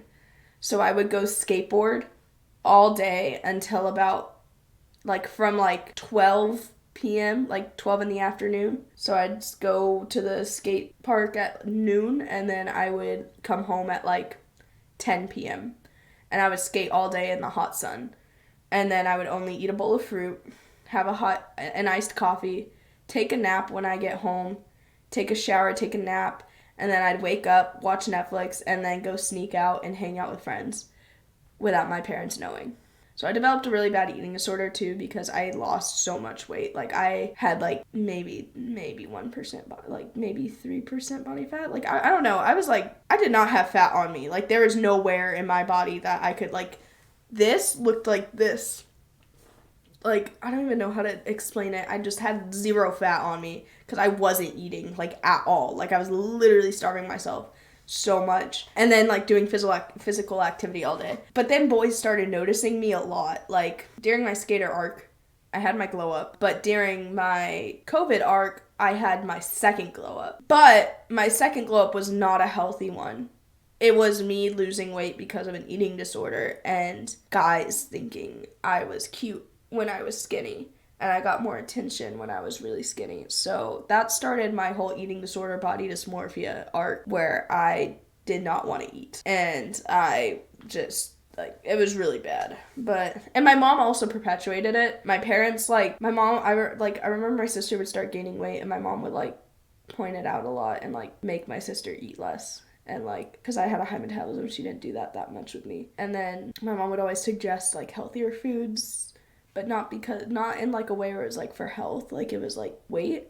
And then also like my parents did this thing where like if we got food for dinner, like we had to finish our plate, otherwise we weren't allowed to eat for the rest of the night. So if we didn't finish our plate, we couldn't eat. And like past 9 p.m. I wasn't allowed to eat. I remember one time, like, and this was in high school, middle school, but I remember one time I literally was starving. Like, I was starving so bad, and I went to the kitchen. I was like, can I please just have a piece of bread? Can I please have a piece of bread? And I was shamed so much. Like, my parents would literally watch me eat this piece of bread, and they were like, fine, you can have this piece of bread, but you can't have breakfast tomorrow. and like you have to go straight to sleep. Like a piece of white bread because I was starving, just one. Like that's it. And like they just watched me eat it and like shamed me, and I was like, okay. Anyways, so I think like I don't know. It was I know this is really hard to say, but my parents thought they were doing the best thing, and I can understand, even though it was really awful, and I didn't deserve that, and that doesn't make it okay. Anywho, so I snuck out during COVID one night to go see a boy, and I left my window open slightly so I could come back through my window when I get back. But I stayed out a little too long because when the sun started rising, and whenever I came back, the window was shut to my room. And so I was like, oh no, the window's shut to my room. Oh no. Oh man. Like, they for real. Oh no. So I got caught, and my mom chewed me out, which understandable, okay. Like most parents do that. But she was like, I don't know what to do with you. You either stay in your room and you're not allowed to leave, but like I can't even do that. Like that's not even gonna work. So like I don't even know what to do with you. So I got kicked out of my house at 18. I was gonna turn 19 soon. And I got sent to my aunt's house in Louisiana. Some of you guys know me from then because I started posting on TikTok not long after that. I didn't really like gain a huge following or anything at that time. It was years later that I gained a following, but some of you still know me from then. Anyways, so I got kicked out and sent to my aunt's house in Louisiana to be a full-time live-in nanny for a toddler. My cousin, Evan, I was to be a full-time live-in nanny, and I was going to get paid a little bit of money to do it, and so I thought, like, oh, this is a good job. Like, I get to work from home, pog. But I ended up being really taken advantage of by my family because what had happened was I basically ended up mothering this kid, like, raising this child. I would wake this kid up, feed her bottle, and then be with her until we fall asleep. And then whenever she fell asleep, like I would read her stories and like sing her to sleep and then put her to bed. And this was like Monday through Friday, and eventually it became Monday through Sunday almost. And I was being paid $8 an hour, and I had to pay rent to live there. And so I made like $200 a month. So even if I wanted to leave and go get my own place eventually or get a different job, I did not have the money to do that. I was also told by my aunt that the money that I was putting into rent, she would save for me to put into college later. And then, like, months later, when I brought that up, she was like, no, I never said that. What are you talking about? Hello? And then I would be like, I don't know if I'm being ungrateful, but I feel like this is this. And then it would be like, yeah, you are being ungrateful. It was just, my family, whether they knew it or not, was very manipulative. And I was gaslighted my whole life into thinking I was just horrible, selfish, lying, manipulative, ungrateful kid. And that's who I was, and I took that to heart. That was who I was. Yeah, like this kid became almost my own kid. At 18 years old, I was mothering a kid. 18 to 20 years old, I raised this kid. I watched her go from drinking a bottle to eating solid food. I watched her going from drinking a bottle and barely being able to walk to teaching her how to walk, teaching her her manners, how to talk, teaching her how to read, teaching her her colors. So I mothered a kid from 18 to 20, and I had no place doing that. And I was severely underpaid the whole time. And my family had this weird thing about blood family first above everything, including God. Not that my family believed in God, but... And so, yeah, like, blood first, okay, cool. That means that if my aunt calls me at 3 a.m. and she says, come pick me up from this bar. Okay, I'll come pick you up from this bar. Or I know one time I was like, hey, I don't really feel like that's, like, can you ask me? Like, I feel like you just kind of ordered me to do that. Like, I don't feel like that's very respectful. And what if, like, I don't really want to? And then I get the, like, you're so ungrateful. Like, do you even know what we all do, what I do for you, and how much your family should mean to you? Like, we're family. You should just do it anyways. And so, like, that's what I was around. So, we're getting to the end. Don't worry, guys. Around this time, I started posting on TikTok. And I started basically just posting for fun. Like, I was just so depressed, I didn't have anything else to do, so I just kind of started randomly posting on TikTok. I deleted all of my social media and wiped my messages. I didn't have a single person's number, so I didn't reach out to people. They had to reach out to me if they cared. I deleted social media, and I just deleted everything on my phone. I didn't talk to anyone for a year. From 18 and a half to like 19 and a half or something like that. It wasn't like a easy number like 18 and 19 or anything, but for almost a year, I didn't talk. I didn't have social media. I deleted everything. There was like 2 people who kept reaching out to me. Like, nobody else reached out, even though they had my number. I dropped off the face of the earth. I moved states. I deleted social media, and suddenly I didn't exist to most people. Mind you, during this time, I also still had an eating disorder. So my day looked like waking up, taking care of this kid, eating like 1 meal a day. 1 meal. Like, literally, I would eat vegetables and some chicken. And that's it. And not even like a full portion. It would be like a small like kid's bowl of vegetables and chicken. And then like I might eat like a second portion for dinner of a small kid, like a snack size. And then I would go work out. I started working out, but I wouldn't do like weightlifting. I would do like HIIT workouts. I would get my heart rate going. I would do like Chloe Ting ab workouts. And I would do like 3 of them. And then there would be some nights where my eating disorder was so bad, like my body was so hungry that my hair started falling out. I stopped having my period. During this time, I also if I ate a meal, like a Chipotle bowl or something for dinner, I would eat until it hurt because my body was so hungry. I would eat so much that I would feel physically sick, and then I would starve myself for another week.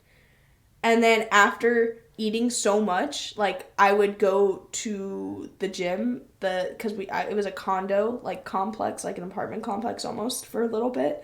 I would go to the gym right there, and I would do my workout until it hurt so much that right after eating, I would work out so hard that I would start throwing up what I ate. And then I would go throw it up, and then I would go look in the mirror and be like, oh, my abs look so skinny. I had abs at that time, too. It was really bad. It was really, really bad. But that's what I looked forward to every day. I started caring so much about looks. It became my reason to live, was looks and finding a boyfriend. That was why I lived at that point in my life. And then we moved into a house, and I started making TikToks, and I made my first TikTok, and it was the really simple one. I can literally show you, not the one I made because I deleted it, but I don't know if I can find it. If I can find it, I'll put it right here. But that trend where it was just the colorful lights flashing and then text about the scenarios girls think of when they're about to fall asleep. Something like that. That's literally it always blows up because the comments, everyone will comment what those scenarios are. And so my first ever TikTok video got 1 million views. And I was like, oh my gosh, I can probably do this. I think I can do this. And so it gave me just enough confidence to keep posting on TikTok. It didn't go anywhere at first. But I kept posting. And we'll get to that later. Okay, we'll say I kept posting. I posted. And then eventually, I had another TikTok blow up. It got 300k views or something. And my first few TikToks blew up because of my looks. They were just lip syncing videos and people thought I looked pretty. That's it. And I put a lot of value in my looks at that time in my life. So I thought that, if I look pretty, I get more attention and I get more followers. And Yeah, like that was the reason I started doing TikTok. It wasn't for a good reason. Not at first. Also, I sound like a smoker of 10 years right now because I have a cold and I'm coughing a lot. I don't smoke, I promise. So, that's how that started. It still wasn't like anything big. I think I maybe had like 10 or 20K followers on TikTok, which is still like, that's enough for TikTok to start noticing you. And I thought I was really cool. Like, I had the most followers out of anyone I knew in real life on TikTok. And I was like, oh my gosh, this is a career path. Oh my gosh. And I remember like watching it, like YouTube videos would get suggested on like how to be an influencer on YouTube. And then every single one of those videos, they would say like, oh, if you post 3 times a day, or if you post consistently, they would say posting consistently is the most important thing. So I made up my mind for 6 months to post twice a day, every day. I just made sure I posted twice a day, almost every day for 6 months, because my whole life was just waking up, taking care of my looks, like working out. My life consisted of waking up, working out, not eating, and thinking about food all the time because I was always so hungry. Taking care of a child, like mothering a child, taking a break when I put that child down to take a nap, making 2 TikToks for the day, posting them, and then taking care of the kid again, and then scrolling through TikTok or watching Netflix or talking or flirt with a boy online.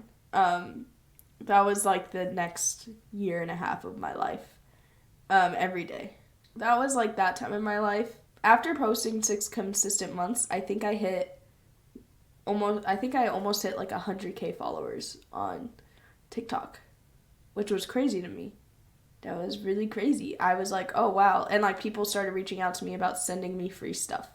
And I was like, and like paying me like $100 to like do like 10 TikTok videos, which is, for those of you who don't know, like as a content creator, that is really not a fair price at all for a content creator. That's like basically scamming a content creator who doesn't know their worth.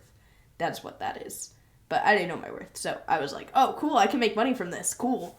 Not saying like it wasn't, like I'm still really grateful that I could have made money in general. I know some people would like kill to just be able to do that, but I am saying that like that wasn't a fair price compared to what it should be.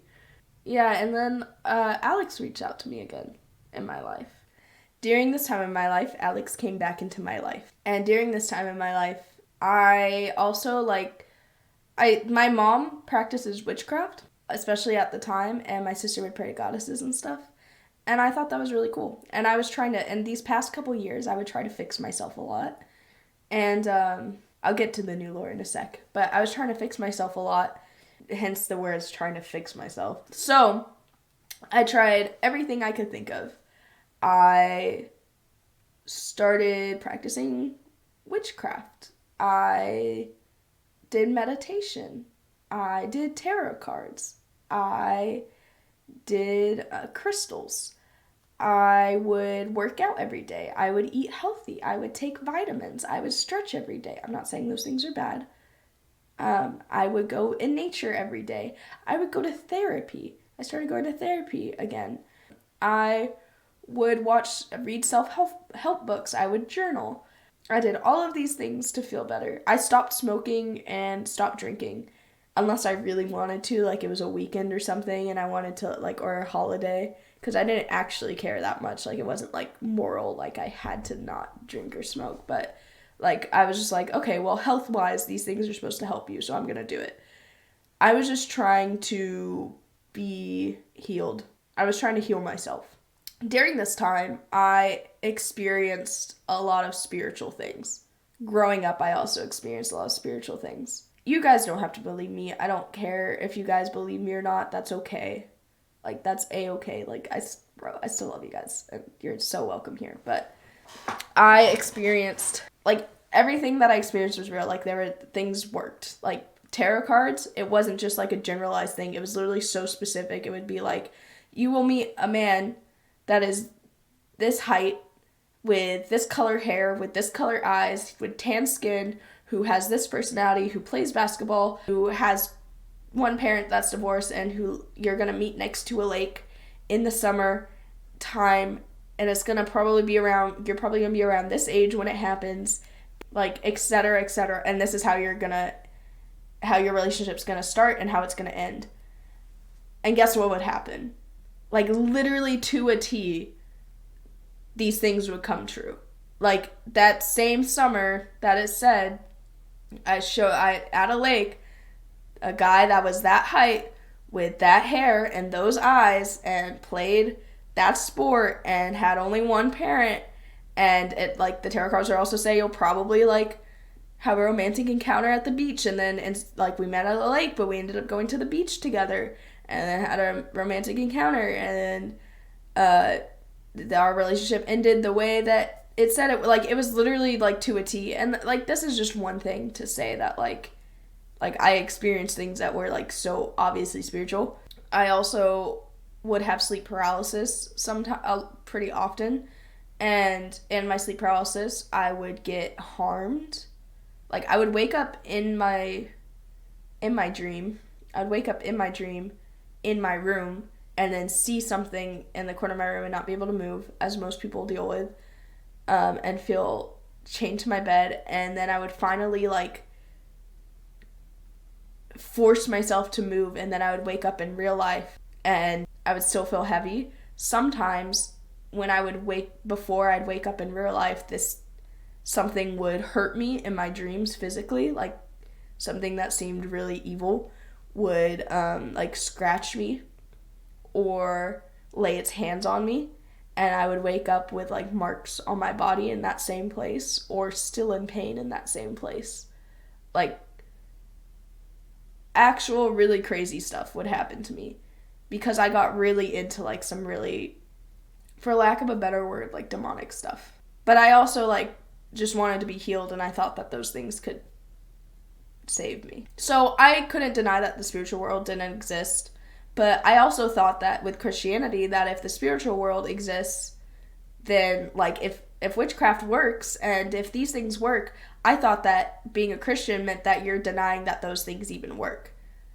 That's actually really untrue. I found out later on that the Bible literally says there's other powers, and, you know, I'm not going to get too into it, but, like, the idea of, like, there are other things that can pose as love and light and pose as gods and goddesses and have the power to have things happen in the world, but they are false versions of what the true, like for instance, God's love is, like, this pure unconditional love, but the love that this thing that says it's a god or whatever can, like, the power that it has is, like, a fake version of that. So it's not the real deal, but it'll pose as love and light, and the love that it shows you is, like, maybe sexualized, or maybe it is conditional, but it poses as unconditional.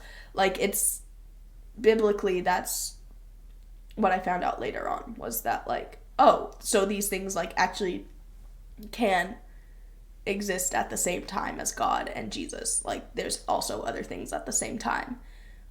Witchcraft is so real, and so is demonic things, and so are, like, the idea of these gods and goddesses. Like, things can pose as gods and goddesses, so, like, those are also real too. The miracles that people experience from other religions, those are real, but they're knockoffs of the real deal.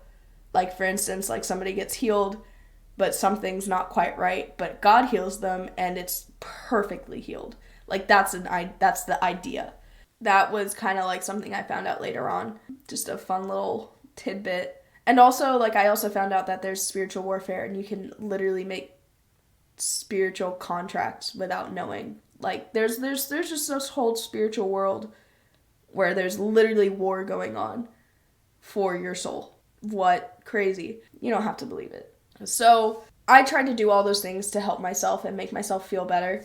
Alex came into my life around that time. Alex was kind of in a place in his life where he was kind of running from God.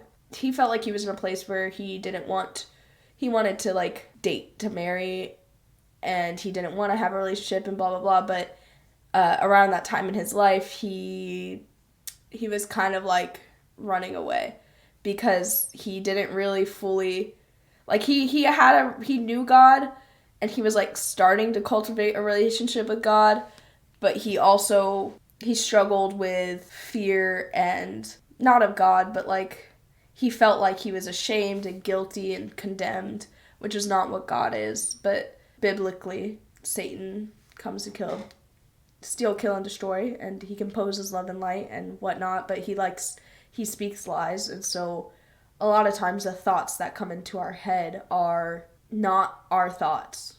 The thoughts that come into our head are lies from the enemy that twist the truth so that just enough that it's believable so that we can walk away further from God. So there's that. And so Alex was in a place in his life where he was running from God. And you're never alone because you have Jesus with you, right? Well, since he felt like he was running from God, all it takes is turning your face to Jesus and like looking at him.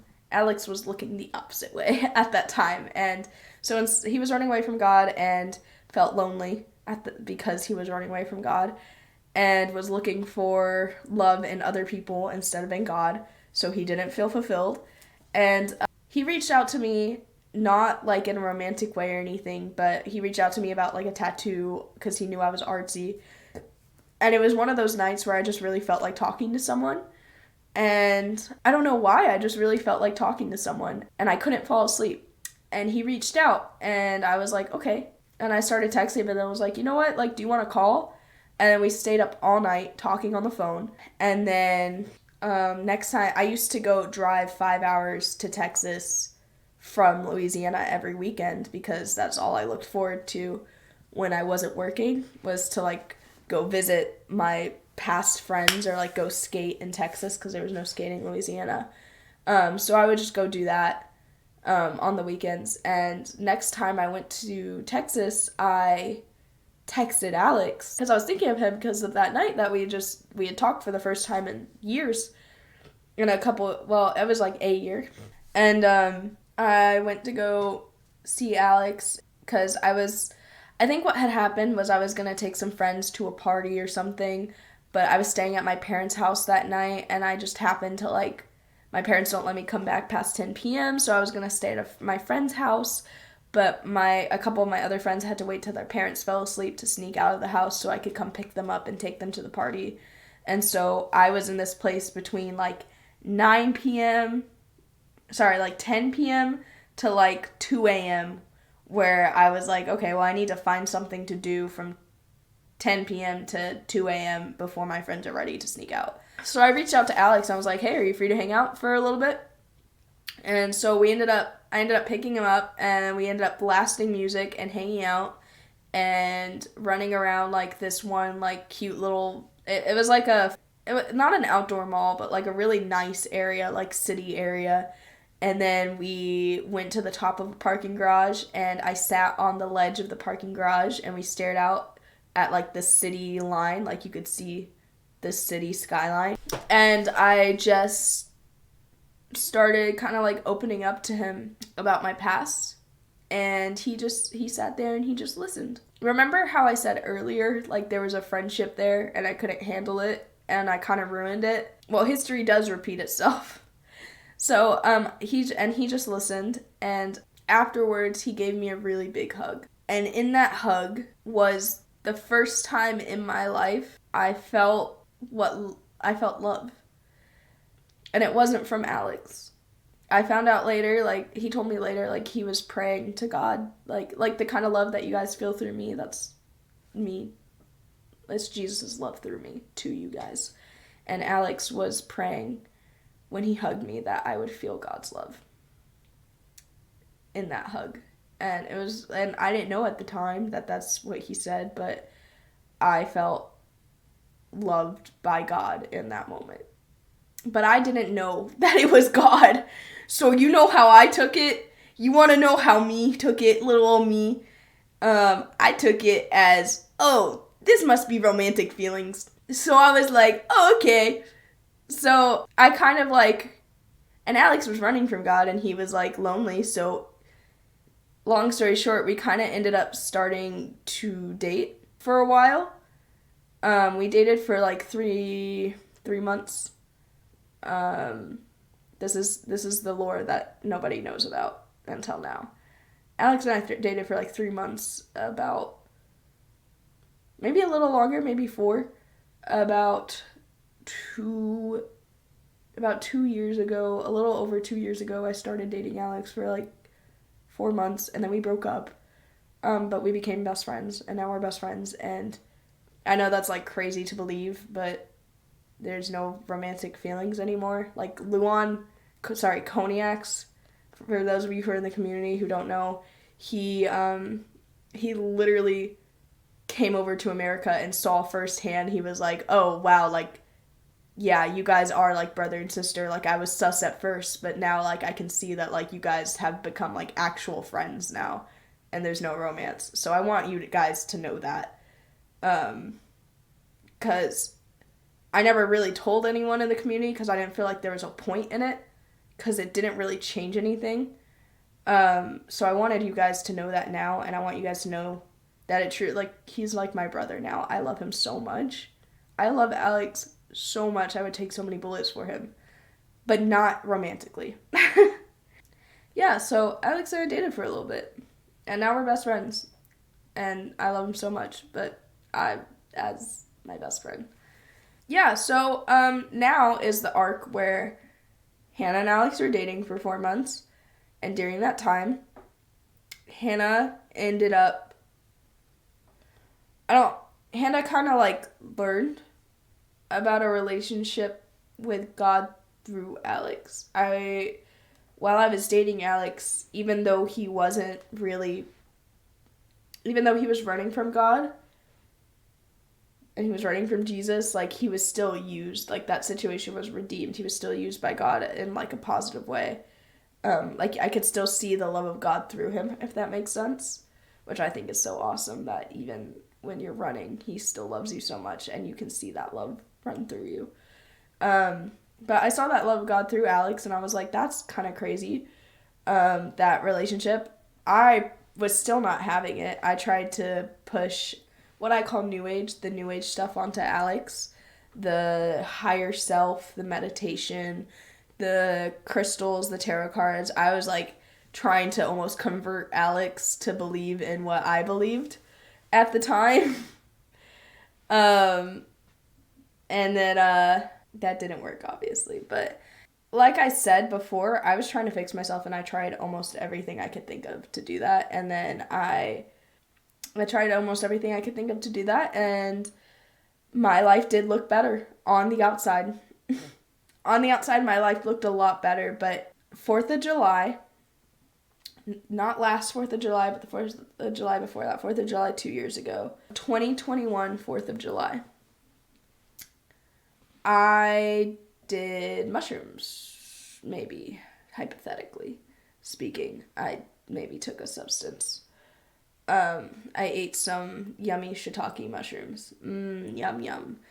Anyways, so, so I, like in Mario, like those kinds of mushrooms. Anyways, so, allegedly, speaking. And so I got really, I became kind of like, oh man, the trees, they're speaking to me. I wasn't hallucinating, but I was enough to where I was like, oh, the sun feels so good, and oh, I can feel the trees' feelings, and like that's where I was for a little bit. And then my friend started coming down from the sustenance, and I was like, oh no, my friend is like, if they're coming down, then I'm gonna come down soon. I don't want to come down. No, I want to stay high. Like, I wanted to like, no, like, I can't be sober. No, no, no, no. Mind you, up until this point, I hadn't like really been taking substances or anything like that. So I'd been sober, and I've been trying to fix my life, and I thought that my life got a lot better. I thought that I was fine. I thought I was healing. But in fact, I was in a place in my life, the moment I was like faced with coming down from a substance, I didn't want to. I didn't want to go back to real life. That's scary. Like, no, no. And so I took my friend's drink, and I took a Tito's bottle and drank straight from the bottle, half of it. And then I took my friend's stick, and I had some of that. And then I went to a party, and any substance that anyone had at that party, I took. I don't even remember half of it. Like, I just remember anything I could take to not be sober, I would take it because I did not want to be sober. And it got to the point where I kept passing out and waking up and then passing out, and then my body would spaz. And then I somehow got home. I don't even remember how. And I was in the room, like, freaking out, having a full panic attack, going, it's okay, it's okay, it's okay. My body was spazzing out. I was shaking. I was crying. I was, like, passing it out and then waking back up and then going, it's okay, it's okay, it's okay. Like, I took things that I don't even know, like, if I would be alive right now if it wasn't. Like, it was a straight miracle. I didn't go to the hospital. It was straight, like, I fell asleep finally after freaking out so much.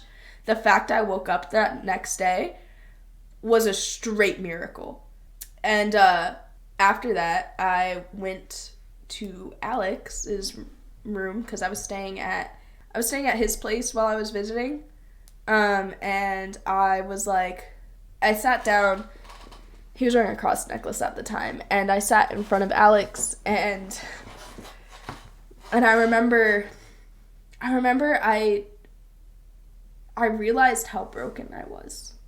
I realized how everything I thought I was doing to help, and everything that I thought was helping, and no matter what I did, there was still a hole in my heart, and I still felt so empty, and I still felt so broken, and it just felt like I had Band-Aids holding me together, and it looked prettier on the outside than it used to, but I was still broken.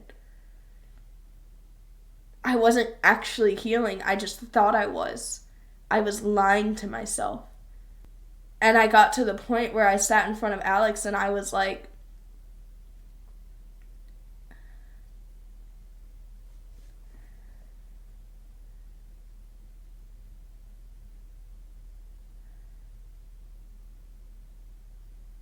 I don't know what else I can do. I don't know if I want to live anymore. Like, I don't know if this is worth it. Like, I can't fix myself. I'm so broken. Like, it's not getting better. It can't get better. I'm not getting better. I don't know if I can. Like, I'm giving up. I might give up. Like, I don't know if this is, like, it's too much. I can't. So, I got to the point where I hit rock bottom, and I realized that I was actually at rock bottom this whole time. My life looked really good. I started to have a social media following. I looked really pretty. I had attention. I had a job offer if I wanted to. I was healthy in my standards, even though I had an eating disorder. I was fit. I was going to therapy. I was meditating. I was super spiritual. And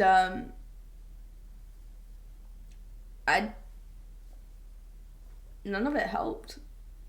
It helped on the outside, yeah. But deep down, like, I didn't actually get healed. I was just putting the pieces together and slapping some tape on it. Some duct tape. It's like when a car bumper gets broken and you see people put, like, duct tape to keep it together.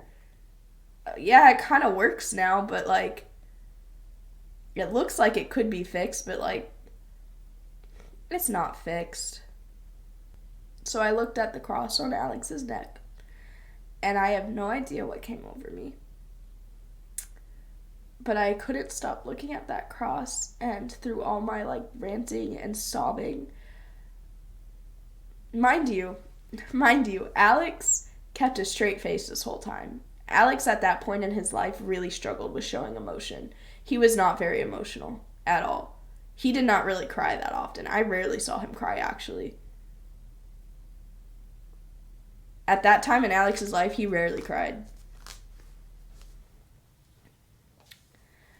He kept a straight face this entire time. Even while I was saying, like, oh man, I might give up. Like, I kind of want to end it. And I don't know what came over me. I just, without even thinking about it, I pointed at the cross on his neck and I said, I need that. And when I looked up at Alex, he was sobbing. Tears were falling down his face. And Alex didn't feel comfortable like helping me with the prayer of salvation, so he knew that like at the end of at the end of like a sermon of one of the pastors that he watched, like he always does like the altar call and like the prayer of salvation. So he was like, wait, give me a minute. So he played the end of the sermon, and I prayed the prayer of salvation, and I really don't know how to describe it. I doubt that you guys will believe me, but when I say I felt like something filled, it's so cheesy sounding, but like, you know that whole like saying like you have a God-sized hole in your heart that needs to be filled, like it like supernaturally literally felt like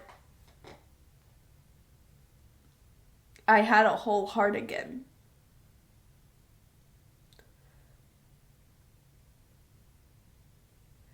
It felt like something filled me up. Something I didn't know I needed, but I longed for my whole life. After that, Alex and I were still dating for a bit, and I went back home to my aunt's, and suddenly, it was almost like I had a new pair of eyes. Suddenly, I could see very easily how unhealthy my family was and the situations I was in were. And I remember during, let me just say this. You know how usually, like, the stereotype is if you come to Christianity, your parents and your family are usually, like, really happy for you and, like, oh my gosh, you found Jesus, awesome. Like, that's such a good thing. Not mine. It was the opposite. My family did not like the fact that I came to Christ. So that was really difficult for me. And I think it's because a lot of my family experienced a negative view of Christianity and experienced being hurt by people and not by God, but blamed it on God. I mean, we live in a fallen world and we have free will. God loves us, but in order for us to have free will, that means we have the right to make choices, and choices come with consequences. And sometimes that means other people have the right to make choices, and sometimes that means that hurts us. That other people hurt us because we live in a world with free will. And it's not that God doesn't want to help you or intervene, and I think he does a lot of the times. Like all the times that I talked to you guys about that was like, wow, I could have died there. I could have been taken advantage of there, and I wasn't. But God wants us to love him because he loves us so much. And you can't have love without free will, because otherwise we would just be a bunch of zombies. Like, it's like the whole idea of like giving someone a love potion. They don't actually love you if you're forcing them to. So God loves us, and he gives us free will because he wants us to love him in our own free will. And we live in a fallen world. Biblically, the enemy, Satan, literally rules over the world and spreads a lot of lies and confusion and a lot of evil. And so because other people have free will too, and like I said, there are thoughts that come into our head that aren't our own, but sound enough like our own and sound enough like the truth, just with enough twistedness that it makes sense and it's believable. but it's not truth. And so you make those decisions that aren't good, but could seem like they're good. And then you hurt other people in the process. Like my dad hurt me. And that's not because God wanted me to be hurt. He didn't want that for me. But he didn't pull me out, because if he pulled me out, that would prevent free will from existing. That Satan has certain things he's allowed to rule over. There's spiritual warfare. There's contracts. There's spiritually, like, my bloodline is one, like, the females do witchcraft and such. And so I have a bloodline of witchcraft, and I was dedicated to witchcraft before I was even born by my ancestors. And so, like, there is ancestral curses over me, which allows the enemy to have an in on my life, or yada, yada, yada. And so, and if God were to intervene on that, like, God places rules on himself purposefully, because otherwise free will would not be in existence. And even then, he still pulls us out of certain situations and creates miracles in certain situations where we don't even know him yet. Like, since coming to God, like, when I came to God too, my eating disorder almost instantly got better. It didn't completely go away, but it was, like, so much better. 0 to 100 better. It was the only thing, it was the first, coming to Christ is the first time in my life I know that I'm actually healing. The things that I went through and the pain that I have and the issues that I have and the hurt that I have and the brokenness that I have, it's the first time in my life, like, I know for a fact, like, it's actually healing. Like, I don't even want to get high, like, and even if I did, I would want to come down. Like, that's not an issue for me. So, it was just so amazing. Like, wow, God is, it's so good. Anyways, it's also the first time in my life I feel loved, even when people don't love me. I feel loved by God, and I never feel alone. I always feel like I'm loved. Even when I'm not struggling to love myself, like, I still feel loved. Anywho, so it was the opposite for my family. My family wasn't very happy that I became Christian.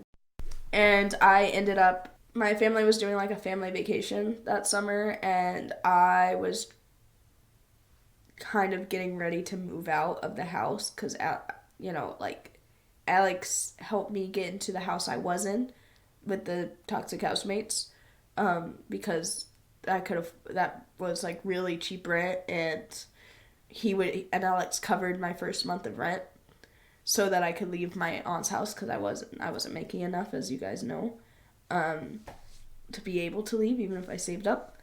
And so I was getting prepared to do that, and they had the family vacation, and I wanted to go on it. It was a beach trip. That sounded so awesome, but Alex reminded me to pray on it. He was like, did you pray on it? Did you pray on if you should go?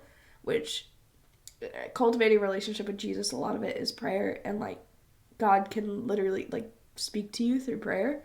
So I was like, oh, I never thought about that. Like, yeah, I'll pray on it. And I felt like Holy Spirit put it on my heart that I shouldn't go on this vacation. That, like, I could if I wanted to, but that it would not bring good or life to me. And so I told my family that I prayed on it, and I felt like I shouldn't go. And my aunt told me about all the ways I'm a terrible Christian, screamed at me about how I'm an awful example of what it means to be a Christian. This is right after I gave my life to Christ, like 2 weeks later. All of my family reached out to me through a text within the next 10 minutes about how terrible of a person I was and how terrible of a Christian I was, and how Christianity was just manipulating my mind, and how Alex was a master manipulator, just taking advantage of me. And, like, literally, like, my family was the one who manipulated me my whole life and gaslit me my whole life. And now they're saying that me putting up, like, literally just saying, hey, I feel like I shouldn't go on vacation. And it saves the money, too. Means that I don't know, it means that I'm a terrible Christian, and that, like, it's a horrible thing that I'm Christian now, and blah, blah, blah, blah, blah. So my family was, like, super toxic towards me about becoming Christian. I mean, so basically, long story short, I ended up leaving my aunt's house and moving, and during that, like, my aunt threatened to call the cops on me, and then texted Alex about how I was lying to him and manipulating him. Like, literally a couple days after she said that he was manipulating me, and now she's saying that I'm manipulating him, and and all these, like, it just didn't, like, just, come on, like, and, she had Alex's number, too, because Alex and I were dating at the time, and Alex would come over to Louisiana from Texas. Like, I would drive 5 hours to go see Alex when I had a car, and he would drive 5 hours to come see me, like, almost every other weekend. And we would stay with each other for, like, 3 to 4 days.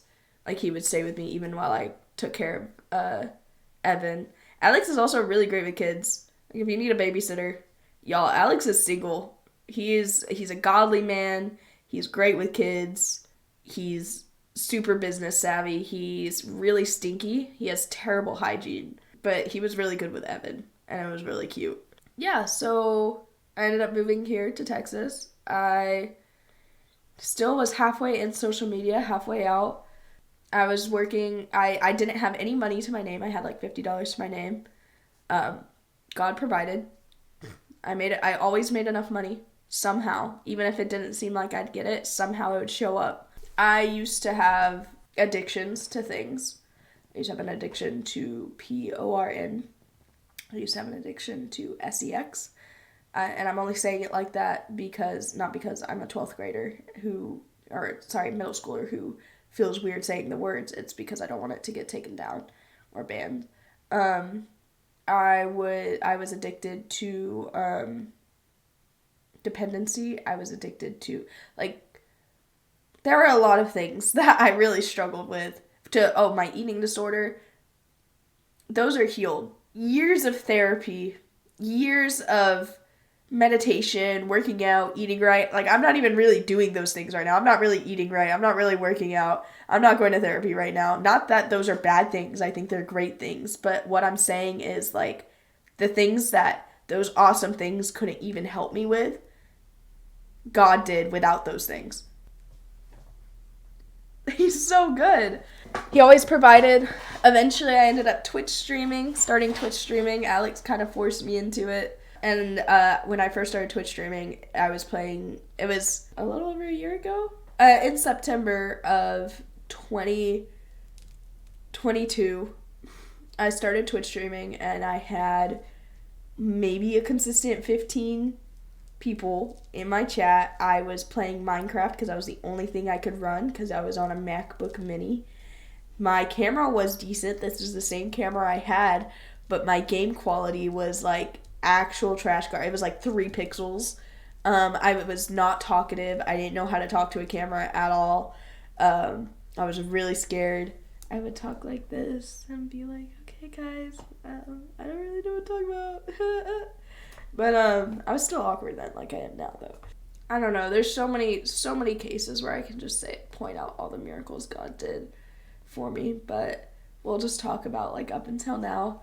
Alex and I broke up a little bit around the time that I started Twitch streaming because it just wasn't healthy, and neither of us felt like a relationship was something we should be even looking at right now, and we would much rather have like a good friendship with each other in a relationship anyways. Like, that, it just wasn't necessary and it wasn't healthy. So we were able to become really good friends instead. I'm still not looking for a relationship, really, not because I think that they're bad or anything, but because I don't think I'm in a place where it matters if I'm in a relationship or not. Like, I date for marriage, and I don't see myself marrying anytime soon, and I also don't see myself being ready to be a wife anytime soon. I still have a lot of, you guys just heard my past. I have a lot to work through, more than most people. Even coming to Christ more than most. And so until I am in a place where I feel like I would be a good wife, since I date for marriage, I don't want to date someone until I can be good for them, and vice versa. I think that when the time comes, it's going to be really easy to know that it's time. Like, I'm not going to be confused at all about whether I should date or not when the time comes for me to do that. Yeah, like, I got delivered from a lot of things, and then we became really close friends, and then the community went up to like maybe 30 consistent people over a long period of time. I became really close friends with Luan, or as you guys know him, Cognacs, and I became really close with some of the people in the community. And then this past October, I quit my 9-to-5. I used my savings to go full-time on social media.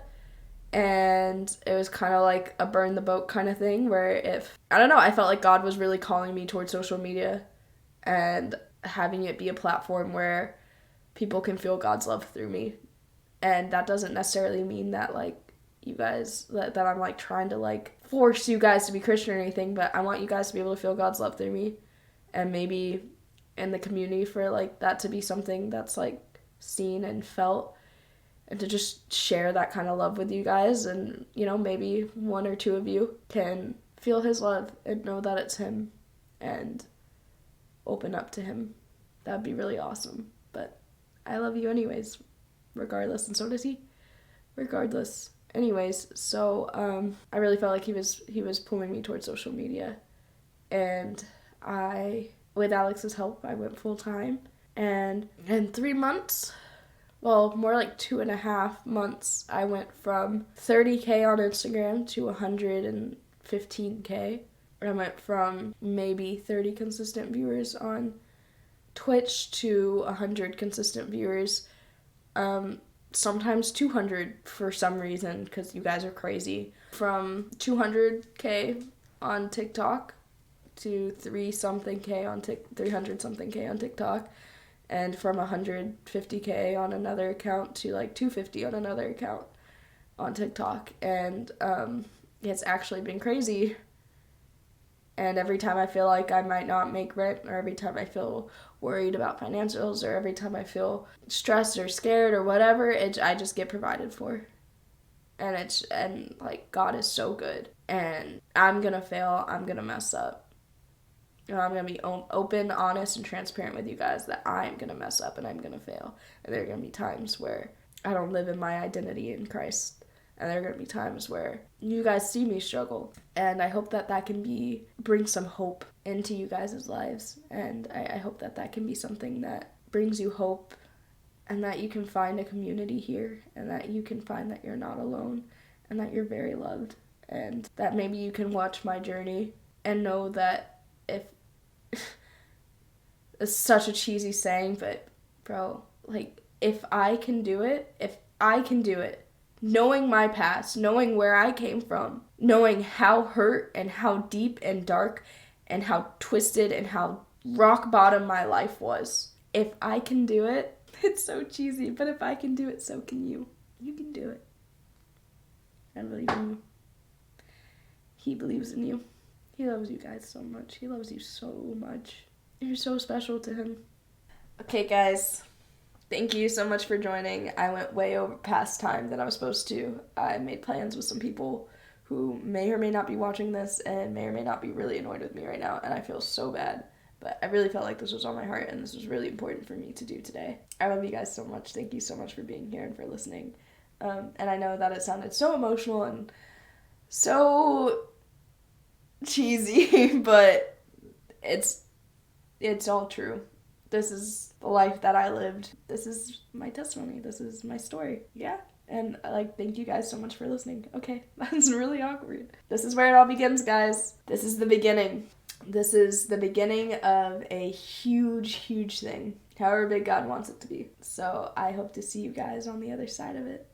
And if you ever forget where I came from, come back to this video and watch it, because this is my story and this is where I came from. So if this is where I'm coming from, why can't you? If there's hope for me, there's hope for you.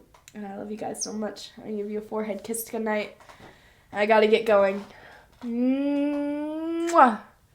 Good night, guys.